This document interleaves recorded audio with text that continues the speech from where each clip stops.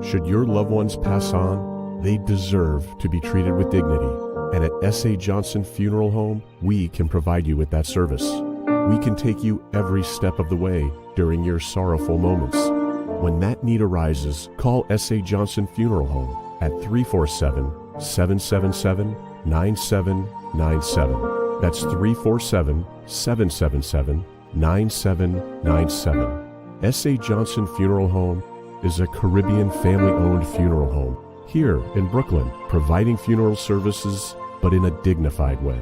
From cremation to burial to the repatriation of your loved ones, you don't have to go through the hassle, as we provide exceptional service that allows you to mourn and heal peacefully.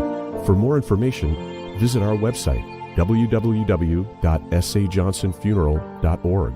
Send us an email at sajfuneral@aol.com or call 347-777-9797. S.A. Johnson Funeral Home, because you deserve to be treated with dignity. Hi everyone, thanks for checking out the Bubb Report's social media pages. If you'd like to get more videos, show highlights, and watch our weekly live show, follow our Facebook, Twitter, and Instagram pages, and also subscribe to our YouTube channel. You can catch repeat episodes on Wednesdays at 4 and 5 p.m. respectively on CRFM Radio and GBN TV in Grenada. We are also viewed on Sundays at 8 p.m. on WPG10 throughout the Caribbean. Thanks for watching.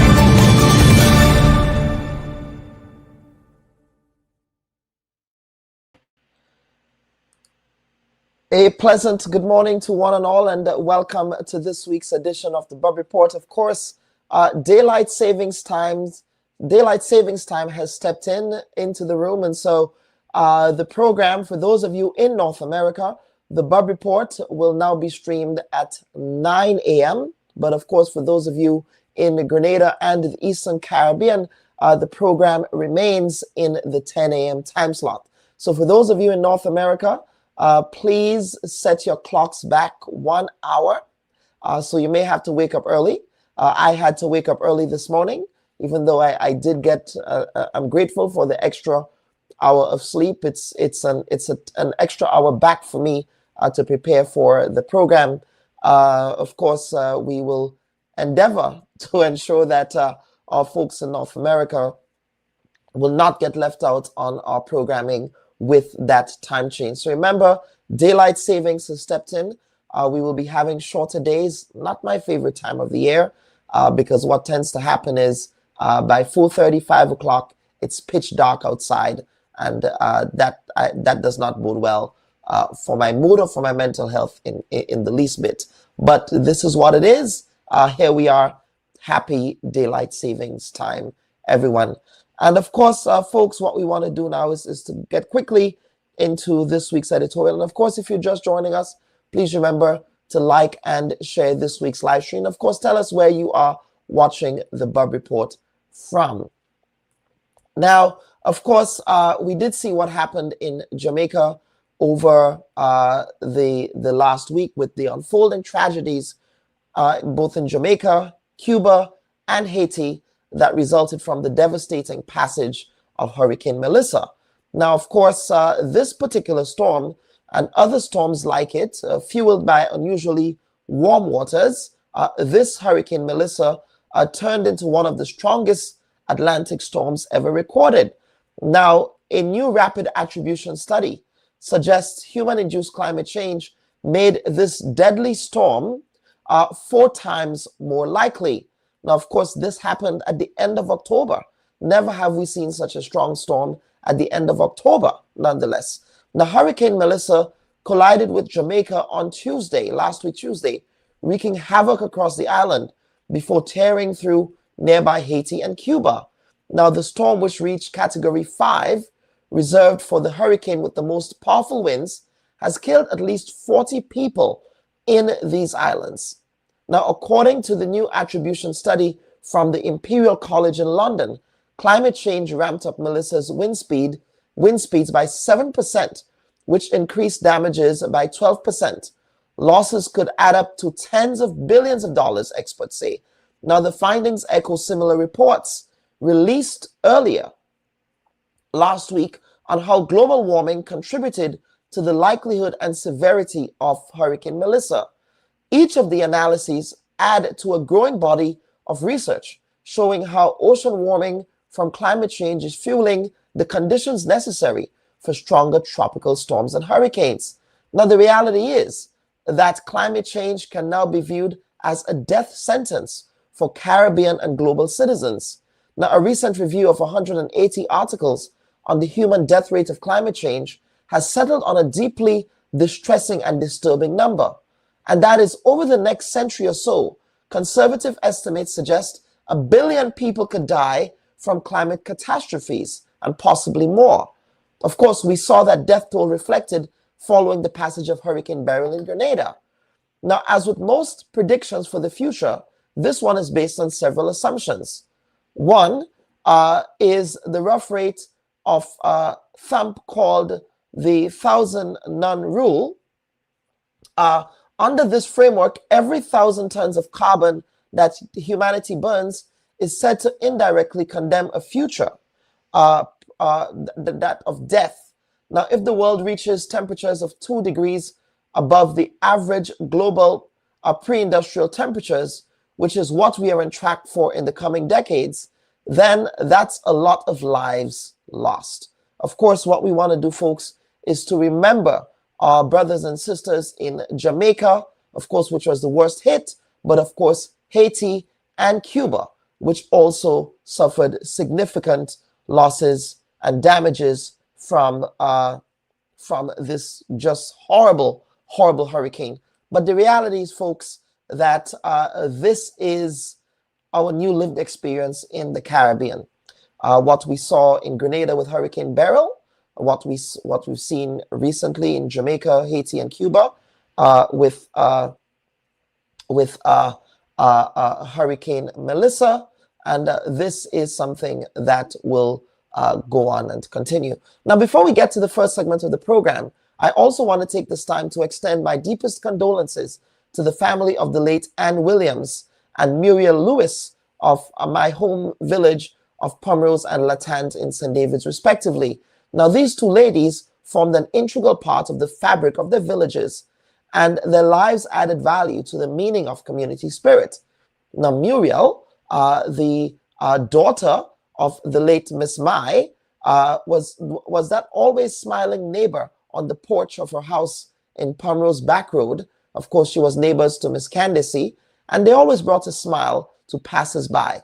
And of course, the late Sister Williams is an avid viewer of the Bubb Report herself, was one of the best seamstresses in St. David's and perhaps Grenada.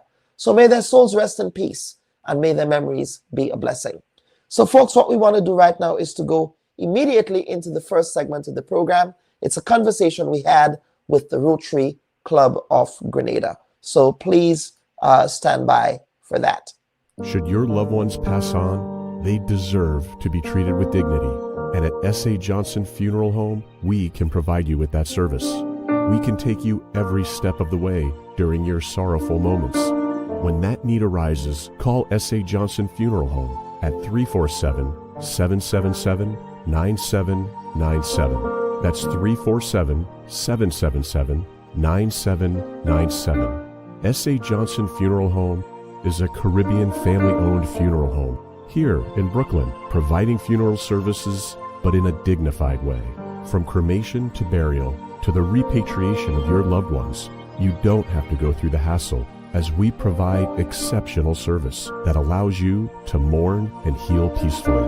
For more information, visit our website, www.sajohnsonfuneral.org.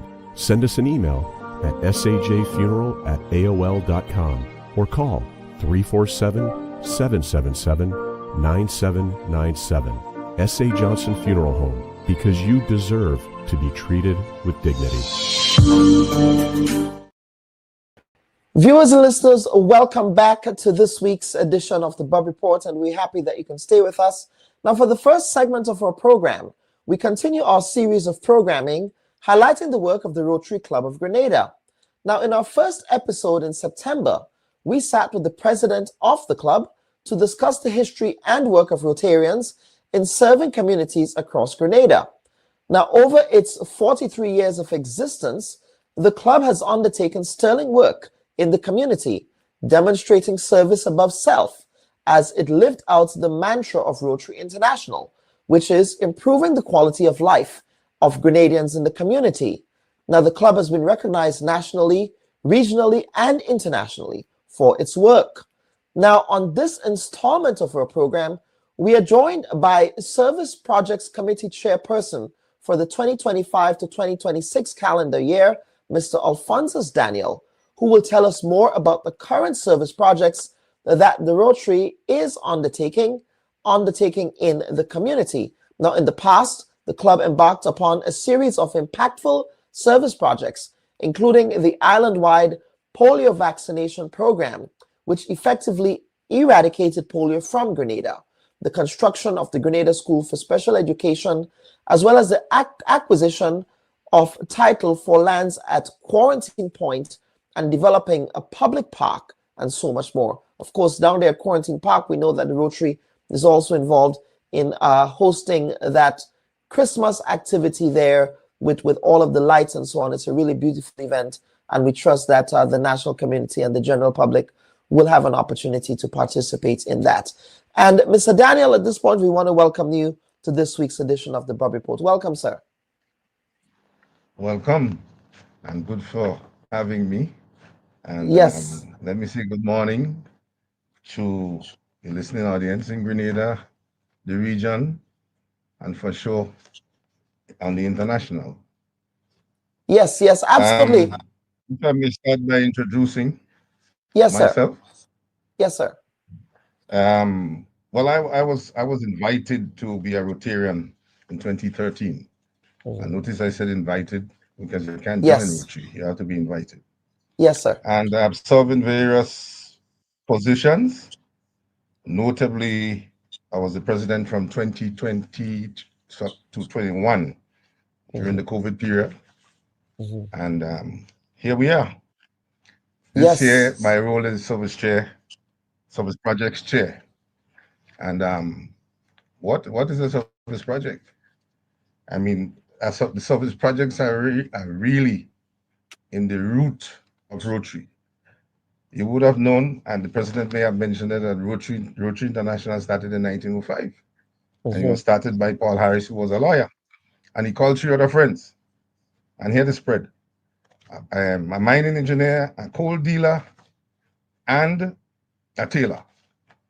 And he said, hey, let's sit and have fellowship. But while the fellowship, they said, hey, we have to start thinking about ways of giving back to the community. And to be honest with you, right there, the first service project was born. Very humble, very noble. They decided, giving back to society, they would clean the public toilets of Chicago.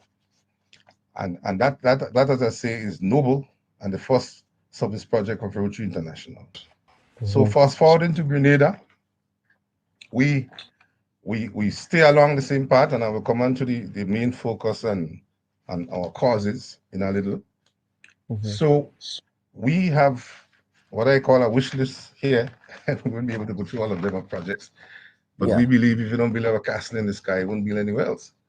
Yeah. So in Grenada right now, we spoke about the School for Special Ed, and this is really has been our flagship project. Actually, that and polio was the cause of the forming of the Rotary Club in Grenada in 1964.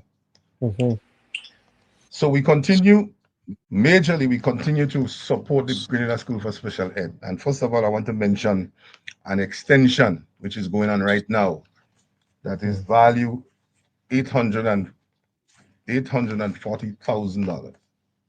And it was all efforts. I mean, it was all efforts in 1976 with the efforts of 2 Rotary clubs in Canada to build the School for Special Ed. But the School for Special Ed was built for 45 students.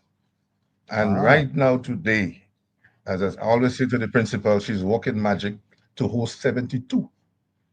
So we had as a foremost in our mind the extension of the school.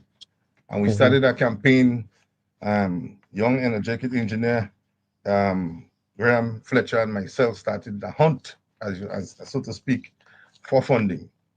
And finally, in 2018, we got wind that something will come. And after COVID-21, we were approved by the Green Climate Fund, 230,000 US.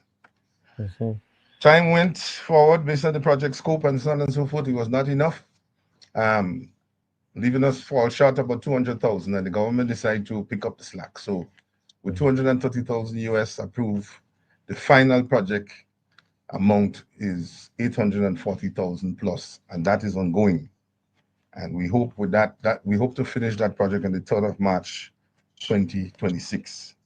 So this is the flagship.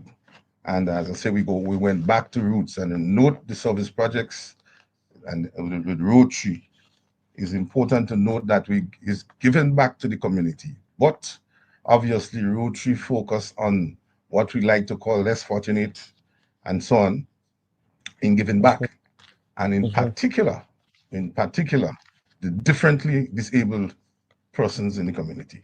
So hence where we're starting, and I would like to start and put this one on record as the main, as I say, flagship. Yes. So moving on, we have a few. Well, maybe I could tell you. Let me just run through quickly the causes. And the latest one is the protecting of the environment. Foremost in our mind when we're choosing projects, we think about protecting the environment. Rotary also supports education. Again, we believe in growing local economies, giving support so we could grow local economies. We also, and it's key, and that brings us back to the starting of the provide clean water and sanitation and hygiene. So you'll see historically, and even now some of our main projects are doing wash projects in the schools, renovating the toilets, and putting up rainwater harvesting tanks and so on. We also participate in improving maternal and child health. We'll come on to that in one specific project, which we're undergoing next year in this period in May. Promoting peace, peaceful understanding, making sure that the wars don't go on. Rotary play an important role in that. And if you research, you will see Rotary International have a permanent seat in the UN as a country, right? That's because of its interesting. role. I knew that. Yeah, if you check it, you will see that. And promoting peace is key, and I think around this time is key for us. And Critical. fighting disease. We spoke about the polio. Remember that was one of the reasons why the 23 businessmen get together in 68 under the leadership of Dr. John, who was now deceased, right? It was to build a school and to eradicate polio. You mentioned it in the beginning. So that's our area, that's our cause really, and it's the cause of Rotary International, and we follow suit because we are a member of Rotary International. So maybe I could dive into that wish list I have here, what I think we will achieve practically for the year, what has started, what is ongoing. Yeah, so let's begin with what has started. At the start of your year, I know the president alluded to some of that, but obviously we're hoping that you can do a deep dive on what you've started, and of course, you can talk about what you intend to do, but sometimes you don't really accomplish all of it. But the goal is, I suspect, to get to accomplish all of those. Yes. Notice I said wish list, and if you don't build a castle in the sky, I don't think we could build anywhere else. So we have to. That's right. I mentioned the most importantly, the building, the expansion of the school. So that is ongoing. Yes. And again, it will finish. The completion date is 3rd of March, 26. we went back to the school too. I think in the wisdom of the president, he says, let's go back to the roots. So we said there's a lot of things that we could do. We could do with the school for special ed, and actually we started a learning to swim program. So we have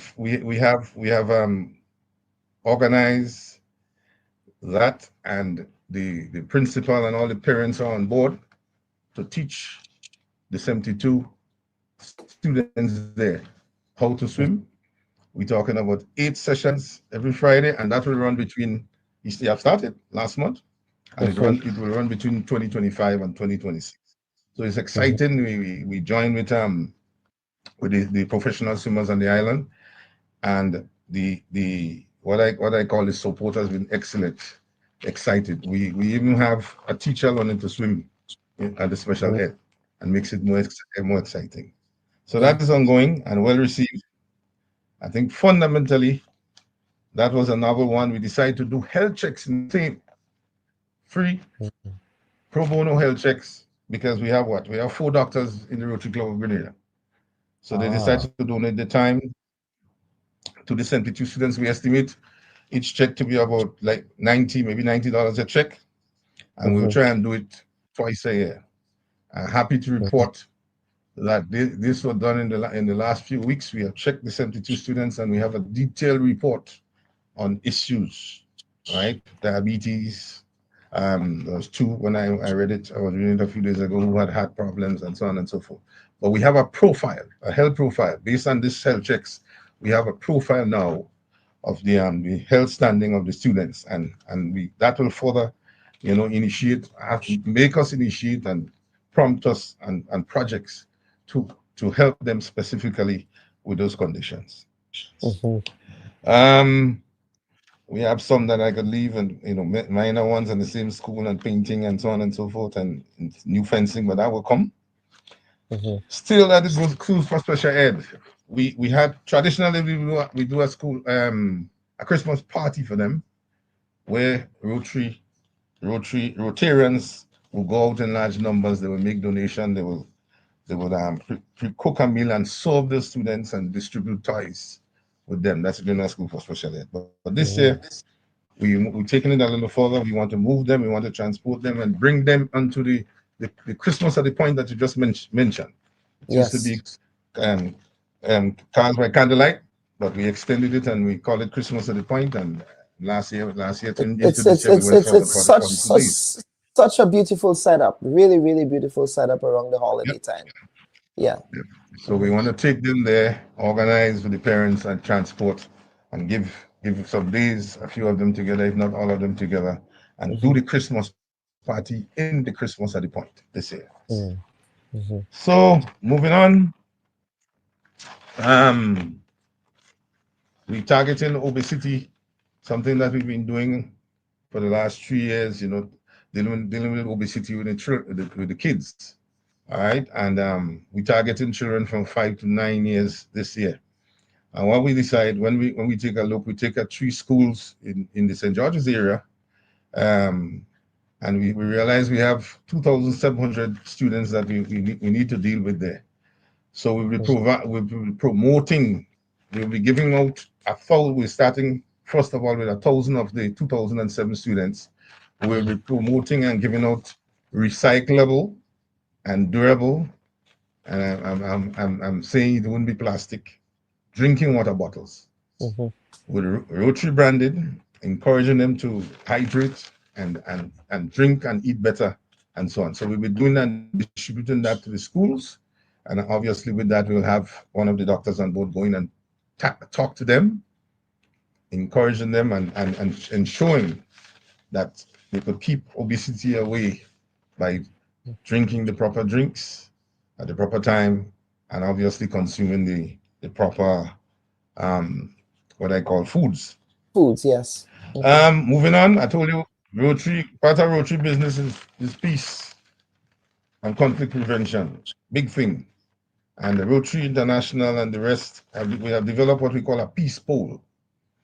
Our sister Rotary Club, the Club of Grenada East, Rotary Club of Grenada East, have installed one right in front of the market, where the magistrate, the court in Grenville. So it's a pole that is durable, that with couple quotations that encourage peaceful and conflict resolution and so on and so forth. So for Rotary, a peace pole where everybody could stand up and read like a monument of peace is important. We have decided to do two. We got agreement already with the Roof Street Mall management. So when we chose the location that the public could look at and see that peace pole and so on. The other one will be done at our quarantine park because we have enough of the population visiting there. Moving on, we have a couple. Let me jump. We have some empowerment for youth. Again, that is inside the whole peace and conflict prevention. We had Dr. Neil Chaitan doing the opening for us. He promised to do a series of lecture with us where we could invite other people to participate and understand, especially the youth, the need and the importance of peace and actually conflict prevention. We also would do some vocational talks, very important. I remember participating in a couple of that before at St. Joseph Convent, talking to them about engineering, for example. I'm 3 types of engineering, so that's just an example. Important. I went to spend an hour and I stayed half day because the girls there never taught. They saw engineering as a male thing and so on and so forth. So the whole career, we were doing finance, engineering, construction, explaining the difference between engineering and construction and all of that. So that is coming. That is starting in January, and we hope to, in every month or 2 at least, we'll have one of those vocational talks. We have a gentleman, Mr. Lewis. He's the proprietor of Sea Glass Place on the Fall Edge. I'm sure you know him when you come into Grenada. You'll see him. Yes. He has a lovely program. He has a lovely program happening, Mongava, after-school program, occasional talks, right? Encouraging students. You pick up on what they like, whether they want to be technical, and so on and so on. And we're trying to garner and push volunteers and Rotarians. I myself love teaching.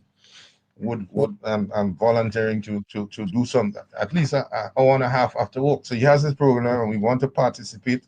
We would be participating. We had him do a presentation, a lovely presentation to Rotarians too, for them to understand what he does. And what he does is noble. And he's doing it in a community that needs it. They do it in Montu. Right? Yeah, in Montu so area. We will be yeah. partnering him going forward from January to really get involved in some vocational talks and get the students in line. It will be targeted to students. So it's an after-school program, right? At least for an hour and a half. And we want to beef them up. We will identify those who are not strong in the maths. Maths people develop a little fear for maths and so on. So we want to allay the fears and take it to the basics, things that I like to do. I'm a maths teacher myself, and so on. Yes. So we will be that. We are also doing a Christmas program with them. Again, some of the same students, we will be taking them to Christmas at the Point and so on. And most importantly, we want to repeat a bumper one that we had last year. All right. Well, actually, last Rotary year, which was this year, in May. It's what we call a health fair. We did a health fair in Guelph, and we chose Guelph for many reasons. You'll find when you go around, as they say, we for want of a better word, are saying less fortunate than us in the community. And remember our focus. We want to focus on people. So it was a health fair free, 30 persons that day.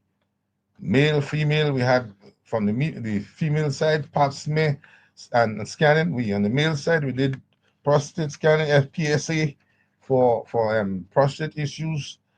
We had diabetes. We did blood sugar testing and so on and so forth. It was well received, and we even had, as part of the component, we have a follow-up program. We have funds because we determined that there were people who need further treatment, right, and follow-up treatment. And I think we're working with 3 of them out of the 130 plus that we saw. So in May of 2026, we're going to repeat that. We're looking at maybe, and the decision will be made soon whether we're going to St. David's, all right? Whether you're going back to Guav, whether we're going further, and so on. So that is, in a nutshell, the most important. And may I say, the we have on the wish list. The doctors reminded me that we decide to extend the pro bono checks, what we call the free medical checks, to the senior citizens home. So we're going to be doing that too. So not only at the school for special ed, but we're going to go out to the senior citizen home and do, apart from bringing in a hamper, we'll do health checks and bring them a hamper. That we want to achieve, January and between January and April next year. And then we want to, the Christmas at the point, we mentioned it earlier, we go wind it down with that. But before that, it's happening at quarantine point, and we want to, when Beryl passed, although we say it passed in CARICOM and out of the island, it shakes some of our signage. Of course, so yeah. we start to beef up and shine up QP. We had a project to do over the play park. The Rotarians came out and they painted the swings and so on a couple of weeks ago, and we will be putting additional lighting and signage at QP. And I think that's it. I mean, that's enough on the wish list. There are some others, but you'll say that the pie in the sky is too big. But I think that's, in a nutshell, the most important that we need to achieve. Yeah. And we think they're achievable. Because when we set out, is service above self is the motto. Correct.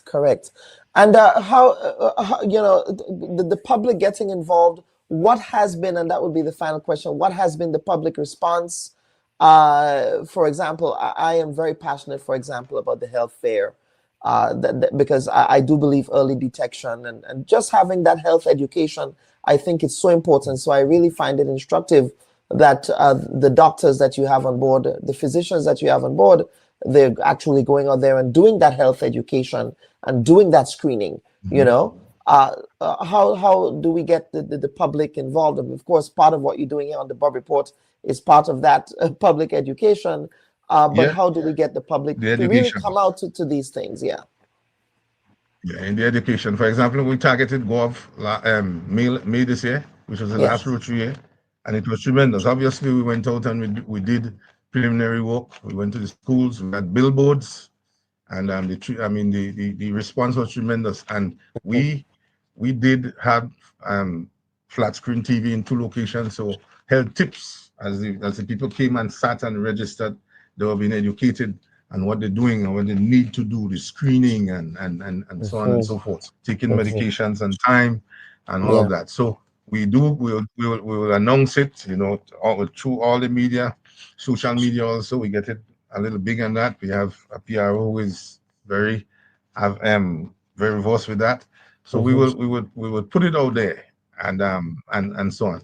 I think then there would be a section in Christmas at the point too, when on the big screen we'll give a flash of the main activities to come, because the response down there. If I tell you, last year I think we had about 45,000 people passing through Christmas. No, it's certainly it's certainly a highlight. There'll be a serious selling point of what we're trying to do. It was a serious selling point. So we would be informing them, and by that time we will know where the health fair is going to be, and so on and so forth.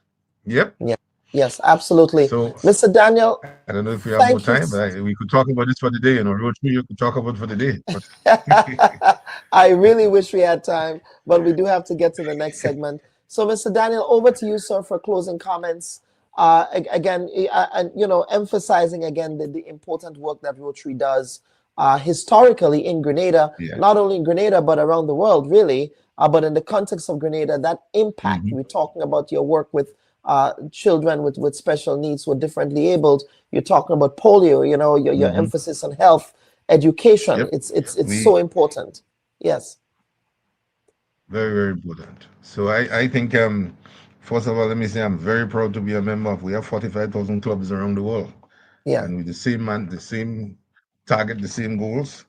We want to hit polio once and for all. We still have snippets and pockets of it. I think in Pakistan, some came up in Afghanistan, and you could imagine the government of Afghanistan asking for help to beat back that thing. We had broke it in Pakistan, and there's snippets of it there, and I think someplace in Nigeria. And if we don't deal with it early, there are signs we as engineers, for example, and they did it in England, the northern part of England. They use the sewer, monitoring the sewers of the towns to pick up any disease and so on. And I think they found, and in New York, I was reading a document, they found snippets and traces of polio in the sewer, in the feces of people. So which means that it's there still. So we need to focus. So we usually say we're almost there with polio to eradication, but we're not there yet. Right. So thanks for having us. And, absolutely. And me on behalf of the Rotary Club of Grenada. Yes, absolutely. Thank you so much, Mr. Daniel. Of course, Mr. Daniel, Alphonsus Daniel, a member of the Rotary Club of Grenada, but also he's the Service Projects Committee Chair, and he was able to give us an extensive reporting on the work that the Rotary is doing currently ongoing, and the work that the Rotary will be doing for the next calendar year, 2025-2026. Of course, all of the various causes we're talking about, the work that they're doing with the School for Special Education, the swimming program, the health fair. We're talking about education in schools around career guidance, what they're doing down there that's at the Mongava Center. That's the resource center there for young people in Montu, I believe, yes. And all of the work that Rotary Club of Grenada East is doing. So we want to thank him for giving us, the general public, a sense of what Rotary is doing. Very important work in the community. And so what we want to do now, folks, is to take a quick break and come back for the second segment of the program. Please. Don't go there. You are a technocrat. I mean, you can speak to whether or not it was appropriate or inappropriate for that to occur. Would you have done that as a permanent secretary? Politicians get the information from wherever source that they can. That's going to be the extent of your answer. Yeah. Don't go there. There's a lot of noise around the data protection bill that, in my respectful view, is not warranted. I was one of those making noise, and it's simply because I was concerned about that specific section 33. Don't go there. Are you going to be offering yourself up as political leader of the party? I see you've called me have a much more than diplomatic passport. I don't mind that. Don't go there. What is the relationship like between you and your leader, Dr. Mitchell, your boss, Dr. Mitchell? I'm not sure how to explain how to answer this question at this time. I prefer not to answer. Don't go there. They said that you approached the bank for the loan before the election and that it only materialized after the election. There are also conflicting reports around the quantity of monies that were received. What is the reality here? People try to extort the truth and to make all kinds of things about it. I just stay quiet. So if you notice, I was really and truly quiet about the whole matter. Well, except with not with the New Today newspaper. The New Today newspaper reported on this, so I'm not too sure you were quiet on this. Go ahead, Honorable. Go ahead. Well, I'm just trying to answer your question, right? Don't go there. I think we just spoke at length about the regularization framework. So yes, we did. But let us talk, Prime Minister. Let us talk about the workers who are dismissed. The Bubb Report. We go there. And viewers and listeners, we thank you for staying with us for this week's installment of the program. Of course, we would love to hear where you're joining us from. Where are you watching the Bubb Report from this week? We have Aunt Bubb, I believe, who is joining us from Canada. That is my dear aunt, Beryl, Bubb Redhead Bubb, however you choose. My aunt Beryl, who is watching from Canada. Then we have Mr. Arthur Langine, who is saying Sunday greetings to you, Dr. Bubb. We would love to hear where you're joining us from. But of course, folks, what we want to do now is to get into the second segment of the program. But before I do, I will just get off screen for a brief moment here so as to adjust my teleprompter. So please stand by while I do that. Tell us, a commissioner of police, tell the politician, back off.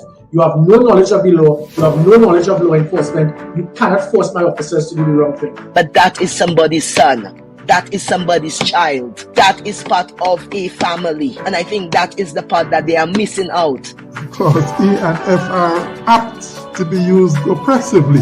It's like because we don't see disabled people as sexual beings, which is ridiculous. You mean they don't want to listen to your version of science? They have their own science. You have your science. What we need to do is teach people to think and not what to think. Today, it's too bad that everybody do what they want.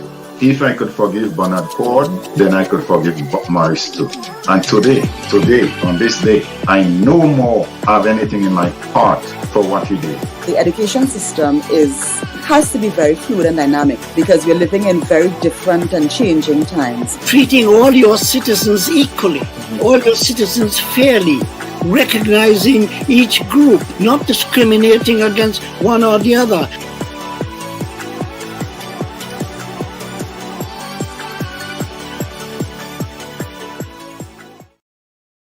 And folks, thanks for staying with us. Of course, we were able to adjust that slight technical glitch there. Now, for the second segment of our program, we will be getting a global north view of the American military escalation against Venezuela. Now, last week, Senator Lindsey Graham stated that the United States is changing its approach to, quote, drug traffickers and drug cartels, unquote, and that if he were Maduro, he would, quote, find a way to leave before the heat goes down, unquote. Now, Graham also voiced support for potential U.S. military force to address the situation in Venezuela.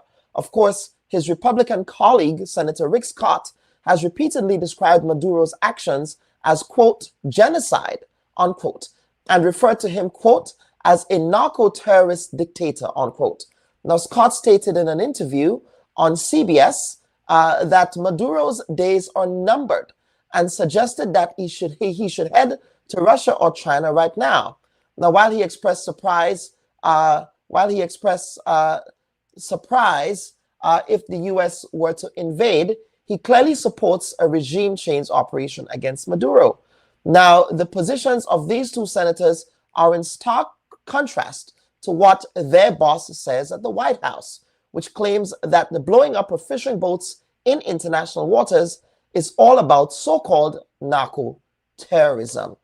And of course, folks, since September of this year, early September, perhaps late August, one might say, at least 61 people have been killed in 14 U.S. military strikes on fishing boats in the Caribbean Sea and the Pacific Ocean, of course, without providing any substantive evidence that these boats were in fact drug boats. Of course, two fishermen who survived one of those drone strikes in the Caribbean Sea were repatriated.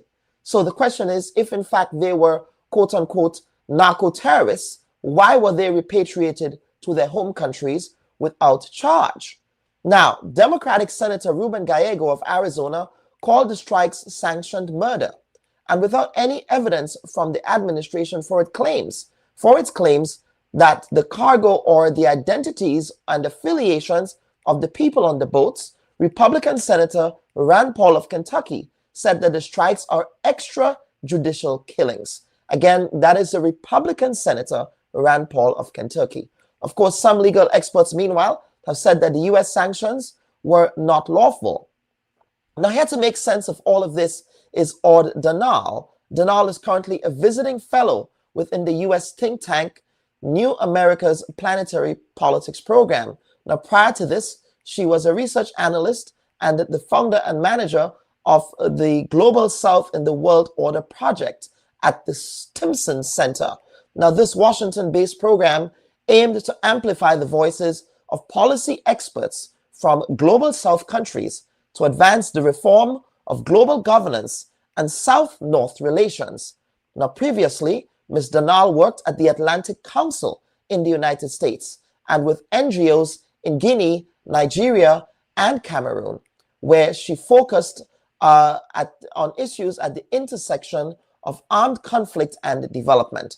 Now, she holds a Master of Science in Conflict Studies from the London School of Economics, as well as Political Science. Now, of course, folks, we actually just lost Ms. Danal here because she's having some internet issues at her location, but we will endeavor to reconnect with her in a second to see what's happening there with her internet, and we will get back to her. So I'm just going to send her a message there and see if we can get her back. So just stand by for that, and we'll be right back after we get this guest. So please stand by. Should your loved ones pass on, they deserve to be treated with dignity. And at S.A. Johnson Funeral Home, we can provide you with that service. We can take you every step of the way during your sorrowful moments.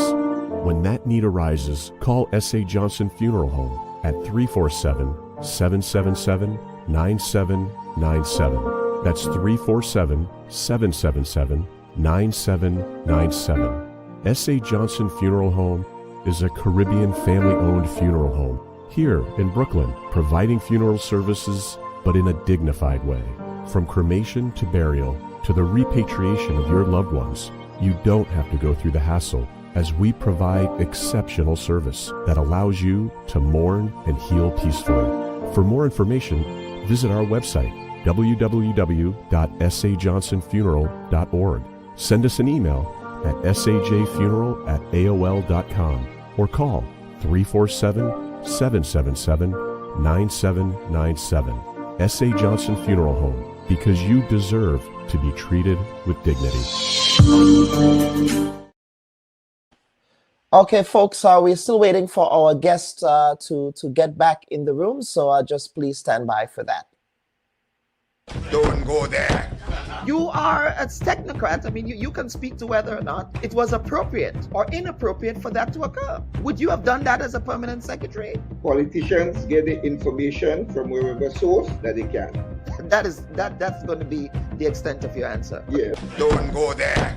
There's a lot of noise around the data protection bill that, in my respectful view, is not warranted. I was one of those making noise, and it's simply because I was concerned about that specific section 33. Don't go there. Are you going to be offering yourself up as political leader of the party? I see you've called me have a much more than diplomatic passport. I don't buy that. Don't go there. What is the relationship like between you and your leader, Dr. Mitchell, your boss, Dr. Mitchell? I'm not sure how to explain how to answer this question at this time. I prefer not to answer. Don't go there. They said that you approached the bank for the loan before the election and that it only materialized after the election. There are also conflicting reports around the quantity of monies that were received. What is the reality here? People try to extort the truth and to make all kinds of things about it. I just keep quiet. So if you notice, I was really and truly quiet about the whole matter. Well, except with not with the New Today newspaper. The New Today newspaper reported on this, so I'm not sure you were quiet on this. Go ahead, Honorable. Go ahead. Well, I'm just trying to answer your question, right? Don't go there. I think we just spoke at length about the regularization framework. So yes, we did. But let us talk. Let us talk, Prime Minister. Let us talk about the workers who are dismissed. The Bubb Report. We go there. And we are going to now attempt to see if we get Ms. Danal on. I know that you're having some internet issues, so I hope it stays for the duration of this program. But if it doesn't, viewers and listeners, please understand that there are some internet issues happening there. So, Ms. Danal, welcome to this week's edition of the Bubb Report. Good morning. Good morning, everyone. Thank you very much for hosting me today. And yes, sorry about absolutely. The information. And that happens. So we will get into it right away. Now, let us resolve the contradiction, Ms. Danal, that we're seeing right now with respect to American foreign policy. The contradiction between what the current White House occupant called an America First ethos, where he said he's done with foreign wars, he's done with all of that. And, you know, he wants to focus internally on the United States. He's going back to a posture of isolationism and things like that, versus his legacies of economic and militaristic interventionism, not only in the Western Hemisphere, as we're seeing now, but in the Middle East and everywhere else. Yes, I think there's been perhaps some misconceptions about what America First meant for the Trump administration. You know, first of all, I think when President Trump was elected at the beginning of the year, there was an assumption that yes, America First meant that the United States would no longer conduct wars, would not conduct interventions overseas. But actually, what we're seeing since really the beginning of his second term is quite an expensive U.S. foreign policy. whether it is in Ukraine, whether it is with the war in Gaza, and now as we were seeing it in the Caribbean Sea and with Venezuela. So I think the American first policy doesn't mean isolationism. And as we're currently seeing with the current crisis, the administration is framing the current intervention as an effort against the war on drugs, which is an issue, which is an important domestic issue in the United States. So even there, you can see how the administration is using a domestic issue to justify its foreign policy. So in probably that if you speak with officials or supporters of this policy, they will tell you that this is for America. This is the America First policy that is being implemented because they're purposely doing the strikes to combat the war on drugs. Absolutely. So what was promised in the campaign with respect to isolationism, that's just not the case. It's a continuation of gunboat diplomacy, Monroe Doctrine, Manifest Destiny, all of that. Yeah. I think we can definitely say that. I think we can. I mean, factually, if we're looking at just the past 11 months, I think it's very hard to say that the United States has been an isolationist, whether it is in terms of security issues, whether it is in terms of economic issues, so from the sanctions, but also the travel bans, the visa bans. So no, I think that we're really seeing a continuation in that end. And in that sense, not many differences as well with the previous administrations, the Democrats. So yes, I mean that's been perhaps the foundations of U.S. foreign policy, which is as this nation, greatest military on earth, U.S. primacy over the international system. I think we can definitely see a continuation there. Absolutely. Now let's talk about the role of Congress, the United States Congress, in declaring war and foreign conflict operations versus what is happening now in Venezuela. Of course, last week we saw both Senators Lindsey Graham and Senator Rick Scott of Florida, Senator Lindsey Graham from South Carolina, really just taking the mask off, saying that, this is not about narco-terrorism as the administration said in Washington, but this is about getting rid of Maduro. In fact, the current White House occupant, he has taken the mask off as well by saying they want the oil. Machado, who won the Nobel Peace Prize, then said, again, the irony of winning a peace prize, then going on to say, yes, we want to give America all of our wealth. Just take all of it as long as you get rid of Maduro for us. So is there any pushback from Congress with respect to their Congress's war power resolution? As we've seen in the past, in the context of the Iraq war, George Bush had to go to Congress to get that war declaration. There were hearings before that war declaration was made. In this case, we're not seeing this. In fact, the government of the United States is shut down. But we've also seen a weakened Congress that has sort of ceded executive power to the executive arm of government. So is there any pushback? And if so, what is your reporting telling you on the pushback? And so who is doing the pushback here? Yes, you summarized the situation very well. So in theory, the U.S. Congress has to give authorization for war. That's not exactly what is happening here with the strikes that have begun without any consultation with Congress, and with obviously the authorization of covert CIA operations in Venezuela. That being said, for CIA operations, the president doesn't have to go to Congress. However, Congress has oversight power over those operations and can halt them. So there is pushback within the U.S. Congress, and I had a few meetings this week to discuss what is happening there. One of the fundamental issues, as you mentioned, Congress is currently shut down. That means that any votes cannot happen. But there is still actions that the representatives of the House and senators can take. There's been already 3 draft resolutions that's been put forward at Congress. So one in early September, the 10th of September. So the 10th of September, there was actually a letter by Senator Kane to press the administration to answer about the strikes in the Caribbean Sea. On the 18th, the Senate Committee on Foreign Relations, so Senators Keynes and Schiff, put a resolution forward that was rejected, notably by lack of votes. As you know, there is no majority for the Democrats. On the 23rd, and the House Representative Omar also put forward a resolution. So all of this to stop the current actions and aggression in the Caribbean Sea.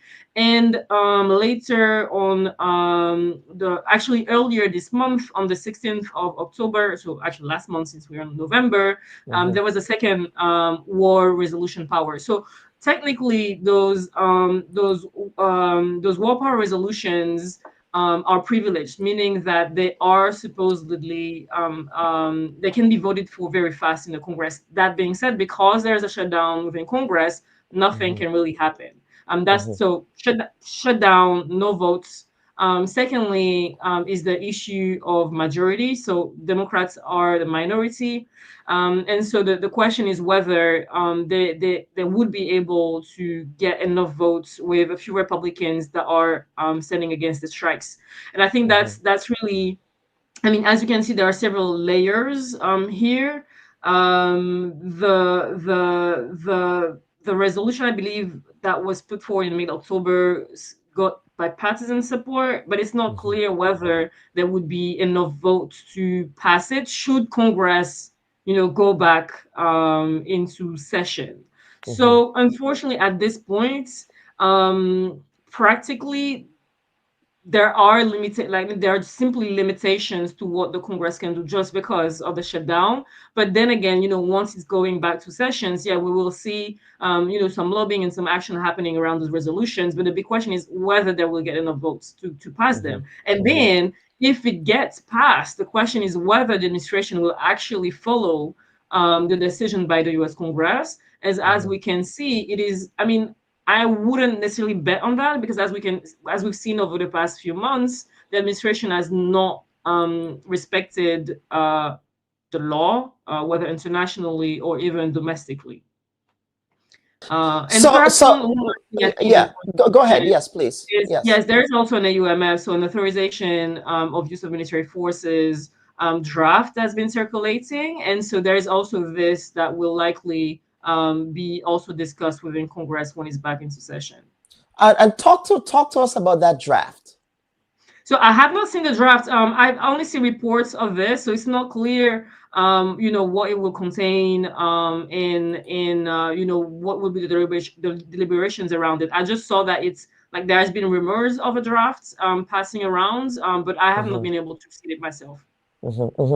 So what I'm hearing here is that the convention of at least having a debate on military escalation or declaration of war, Congress doesn't seem to be following that as a majority of the Congress. Well, given that the resolution that was put forward by the senators in mid-September was voted against, so before the shutdown, unfortunately, that means that at least before the shutdown, there was not enough support to pass a resolution that would halt the actions and the strikes in the Caribbean Sea. So if that happens, so again, but things change. Things change quite rapidly within Congress. Also, depending on even within the Republican Party, right?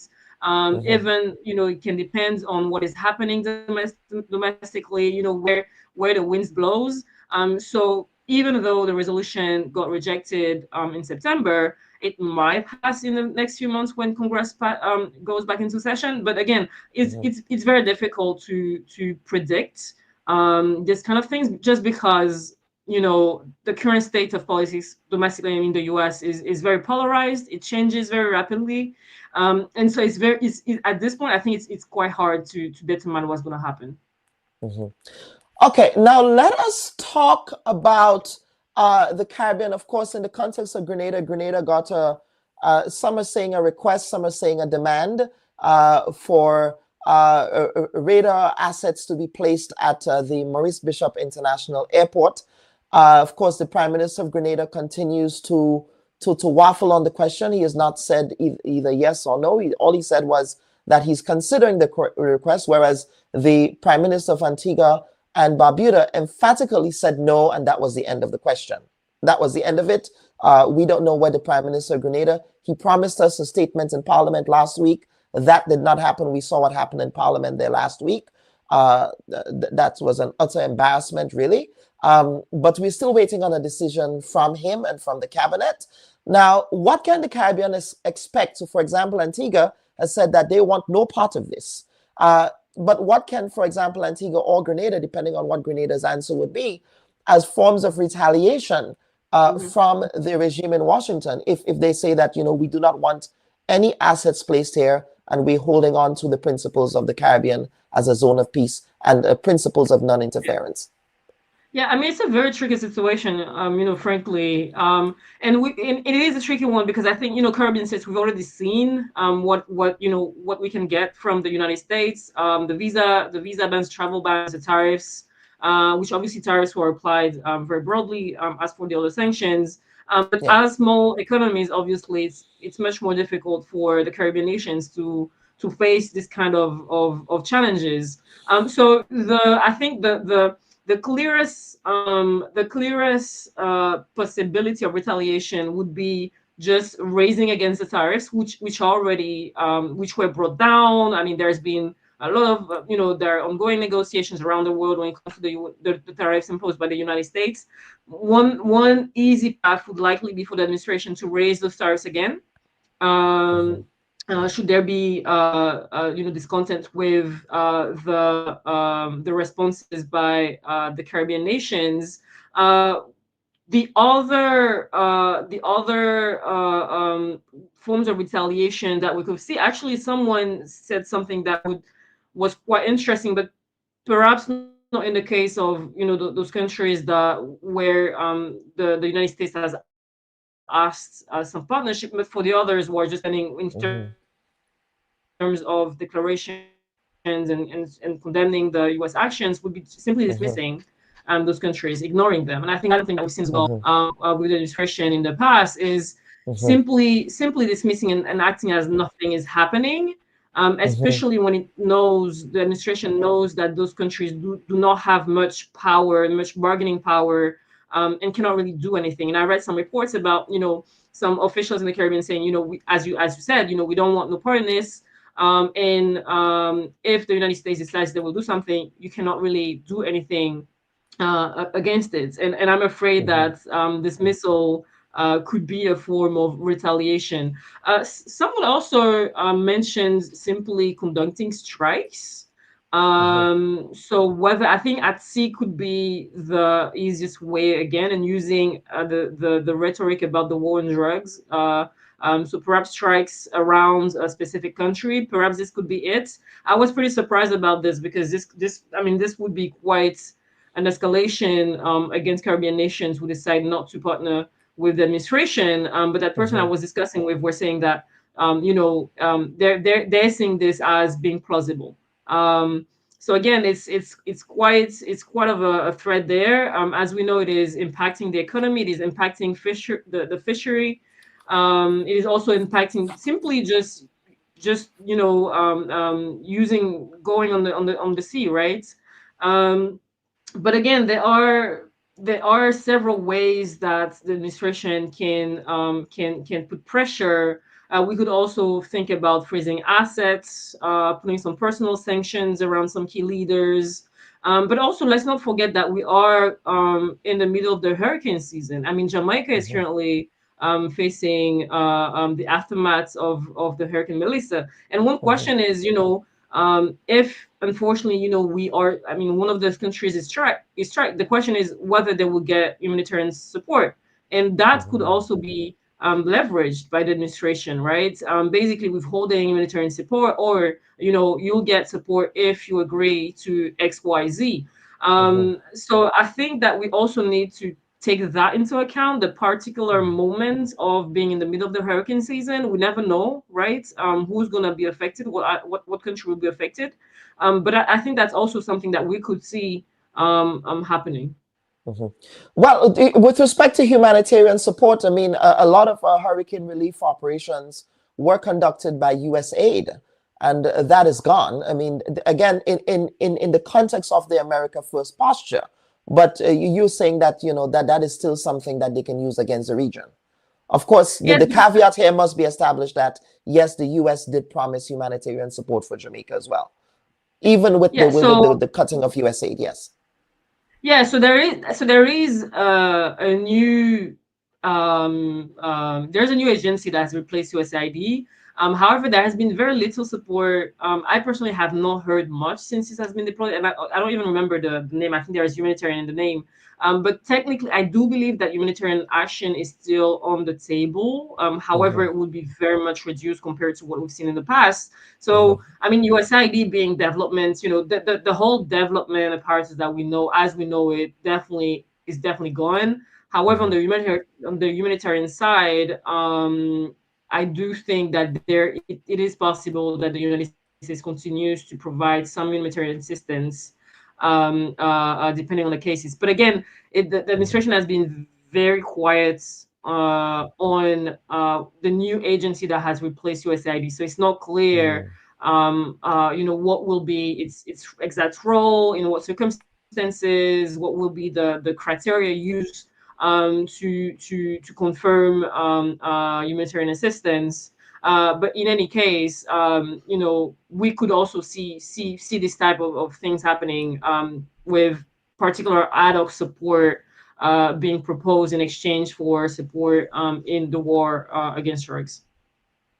Absolutely. And of course, finally, Ms. Donald, of course, in the Caribbean, what would be the broad geopolitical implications with respect to this sort of a re-emergence of that aggressive Monroe Doctrine posture?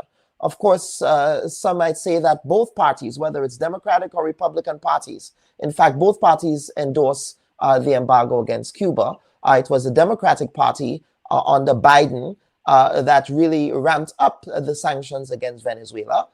It was the Obama administration who engaged in a lot of, he was considered the drone president of, right? So, you know, he might have had a black face, but of course he represented empire, right? But in the context of the Caribbean now, let us talk about China in all of this. And overnight, and a couple of days ago, we have also heard about Russia's involvement with all of this. What are the broader geopolitical implications here? Would the Caribbean now become like sort of this new theater of war, or new theater of geopolitics, not in the way that we've seen with the Monroe Doctrine, because of course at the time of the emergence of the Monroe Doctrine at the turn of the 20th century, you did not have a China as a great power. Now you have China as a great power. Now you have Russia as a great power in the context of the relationship. Now you have BRICS and all of that. So what is that looking like now for the region?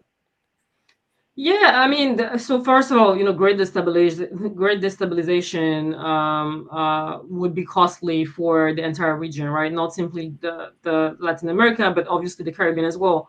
When it comes to China, I wasn't able to speak with experts from China before this event, but it is, in my opinion, it is very unlikely that we'll see much action from China. At least in the time being, China, you know, China. I mean, it's not in the Chinese foreign policy to intervene, especially when it comes to security aspects. We've seen some of that diplomacy taking place in the Middle East lately, but that was very that's very ad hoc. This China doesn't simply, that's simply not in China style to intervene, especially so far from its you know regional sphere. We'll likely hear some statements here and there, but I very much doubt that there will be much more than that. On the BRICS, obviously the BRICS, including Brazil, Brazil shares a border. I was expecting perhaps that Brazil would be a country, a partner, especially for the smaller Caribbean countries, to support the respect of international law and perhaps taking some stronger actions against the violation of international law in support for the small Caribbean countries that are now facing those strikes. We have not seen that happening yet. The CELAC put out a declaration, I think, last week, and we've seen a number of parliamentarians from Brazil signing it.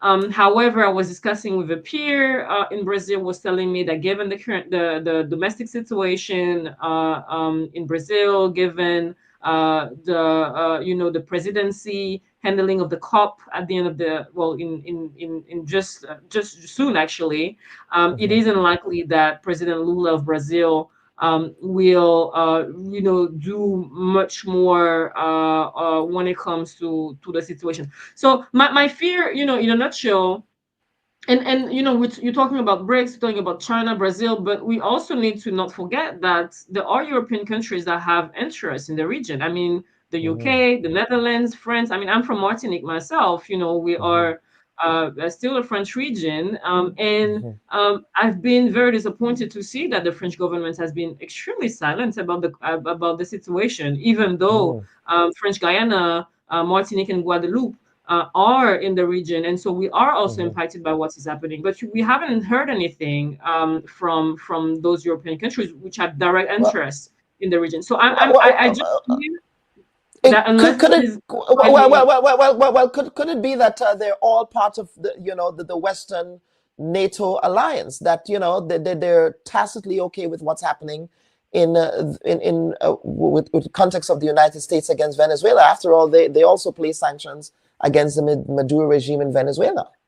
True, there is that, but I think pragmatically, and perhaps I'm biased here because I'm from the Caribbean. I'm currently in Martinique, but as a citizen from a French country, from Martinique, it's just very hard for me to say that to believe that those foreign policy interests would come first before us who live there and who will bear the brunt of the destabilization of the country. Obviously, that's what I'm saying as a citizen from the Caribbean. But you're right. In practice, we can also probably think that foreign policy interests are trumping those of the regions, the overseas regions in the Caribbean. But the thing is, my other fear is that we will see perhaps more action or stronger declarations when it will be too late. Meaning, if there is indeed an escalation, and it's not clear yet, right? I mean, the president of the United States has said it itself. He doesn't know yet. He hasn't decided yet. That's also the reports I've got from my discussions with folks in Washington. It's not clear yet what will happen.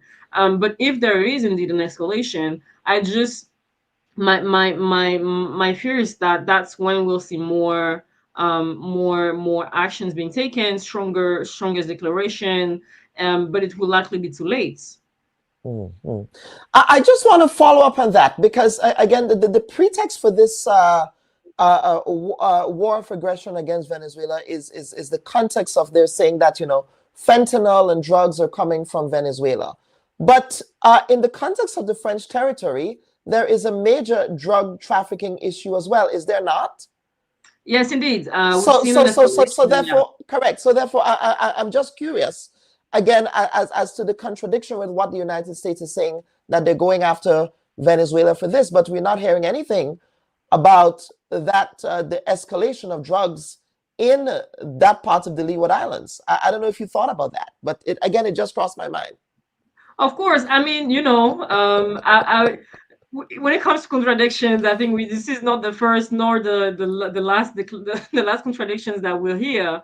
Again, that's the official reason that's being used by the administration to conduct those strikes. And I think perhaps even in the Caribbean, some believe in this. I mean, Trinidad and Tobago being the primary example. I think there are people, and I think even within the United States, even within Congress, you do have people who truly believe that those strikes are indeed against the war on drugs, even within Congress, and that's some of the reports I've had from my meetings there.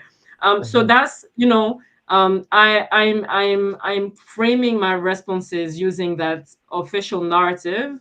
But yeah, no, this is as I said, it's not the first contradiction nor the least.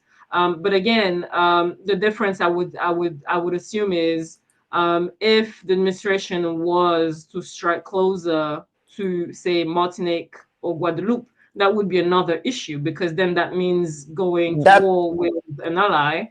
Of course, with a NATO ally at that. Not that he cares about NATO. Exactly. So that would open another kind of worms.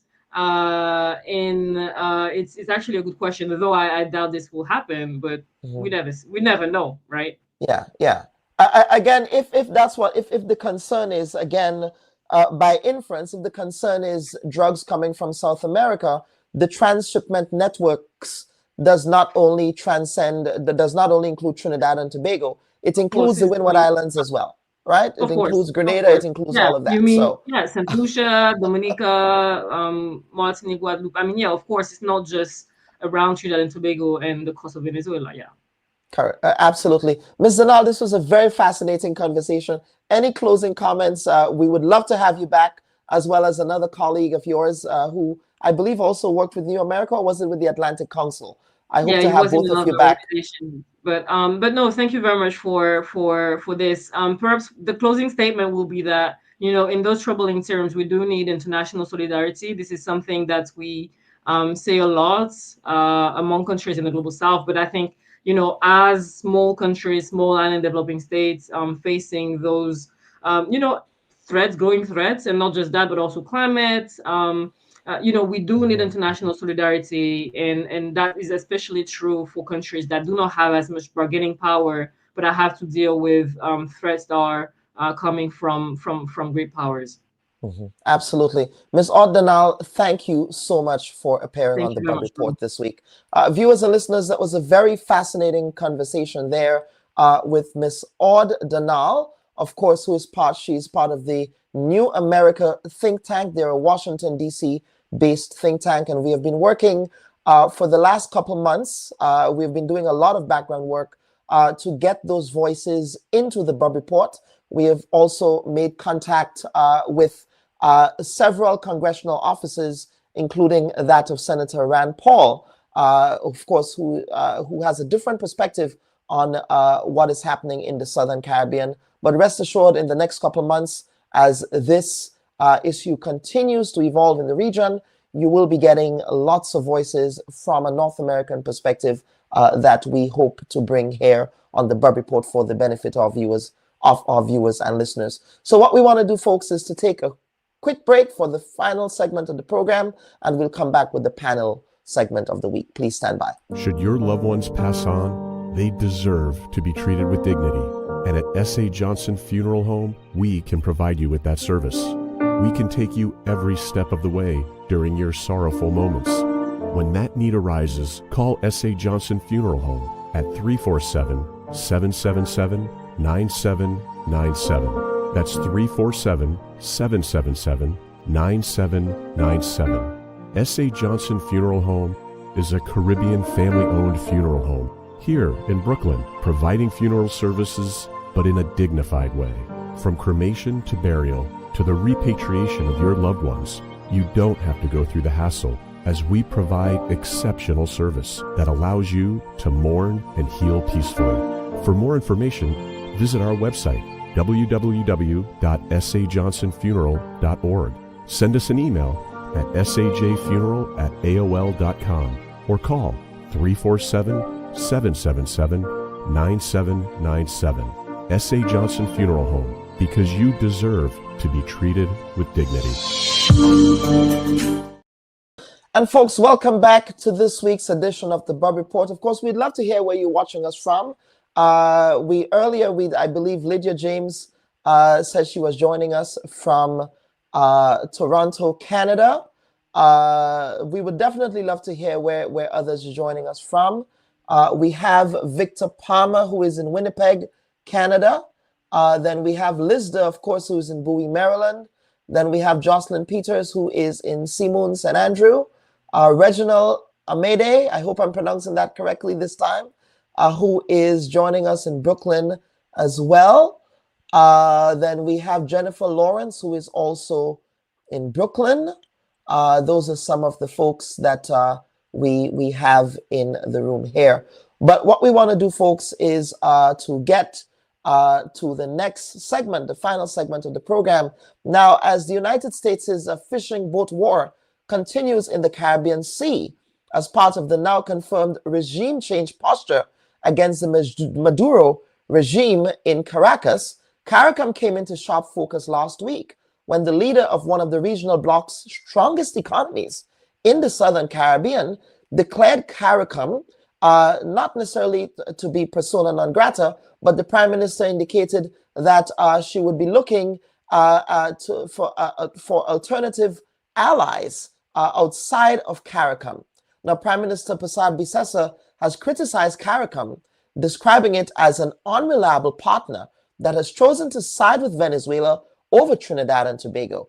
Now, speaking during an interview on the popular Crime Watch program hosted by Ian Aline, Kamla Persad Bisessar commented on the lack of regional support for Trinidad and Tobago's endorsement of the United States' naval assets in the Southern Caribbean. She said, quote, CARICOM is proving to be an unreliable partner in some regards because they chose Venezuela over Trinidad. They chose Venezuela over Trinidad, and that is something we need to remember, unquote. The Prime Minister added, quote, it is very clear that some of our CARICOM partners have taken a different view by talking about the zone of peace, but there is no zone of peace in Trinidad and Tobago. Maybe there is a zone of peace in some of those CARICOM neighbors because they are further north, unquote. Now, Prime Minister Kamla Persad Bisessar said that their quote will be a significant realignment of this country's foreign policy in the coming years. Now, in a WhatsApp message to the Newsday newspaper in Port of Spain on the 20th of October 2025, the Prime Minister said she did not consider CARICOM to be reliable, doubling down on earlier comments. And the change in Trinidad and Tobago's foreign policy has become necessary in order for Trinidad and Tobago to improve its economic and physical security. Of course, Persad Bisessar's remarks has sent shockwaves throughout the diplomatic and civil society communities in the region, including in Grenada. And we will attempt to make sense of all of this on our panel segment this week. Of course, we're happy to be joined for this segment by political scientists. We have Dr. Shane Mohammed, who is joining us from Port of Spain. Then, of course, we have Peter Wickham, who is here. Of course, Peter Wickham is from Barbados. And we have Dr. Patrick Antwine, if Dr. Antwine could turn his camera on. But of course, Dr. Patrick Antwine is Grenadian, and he is resident in Trinidad and Tobago.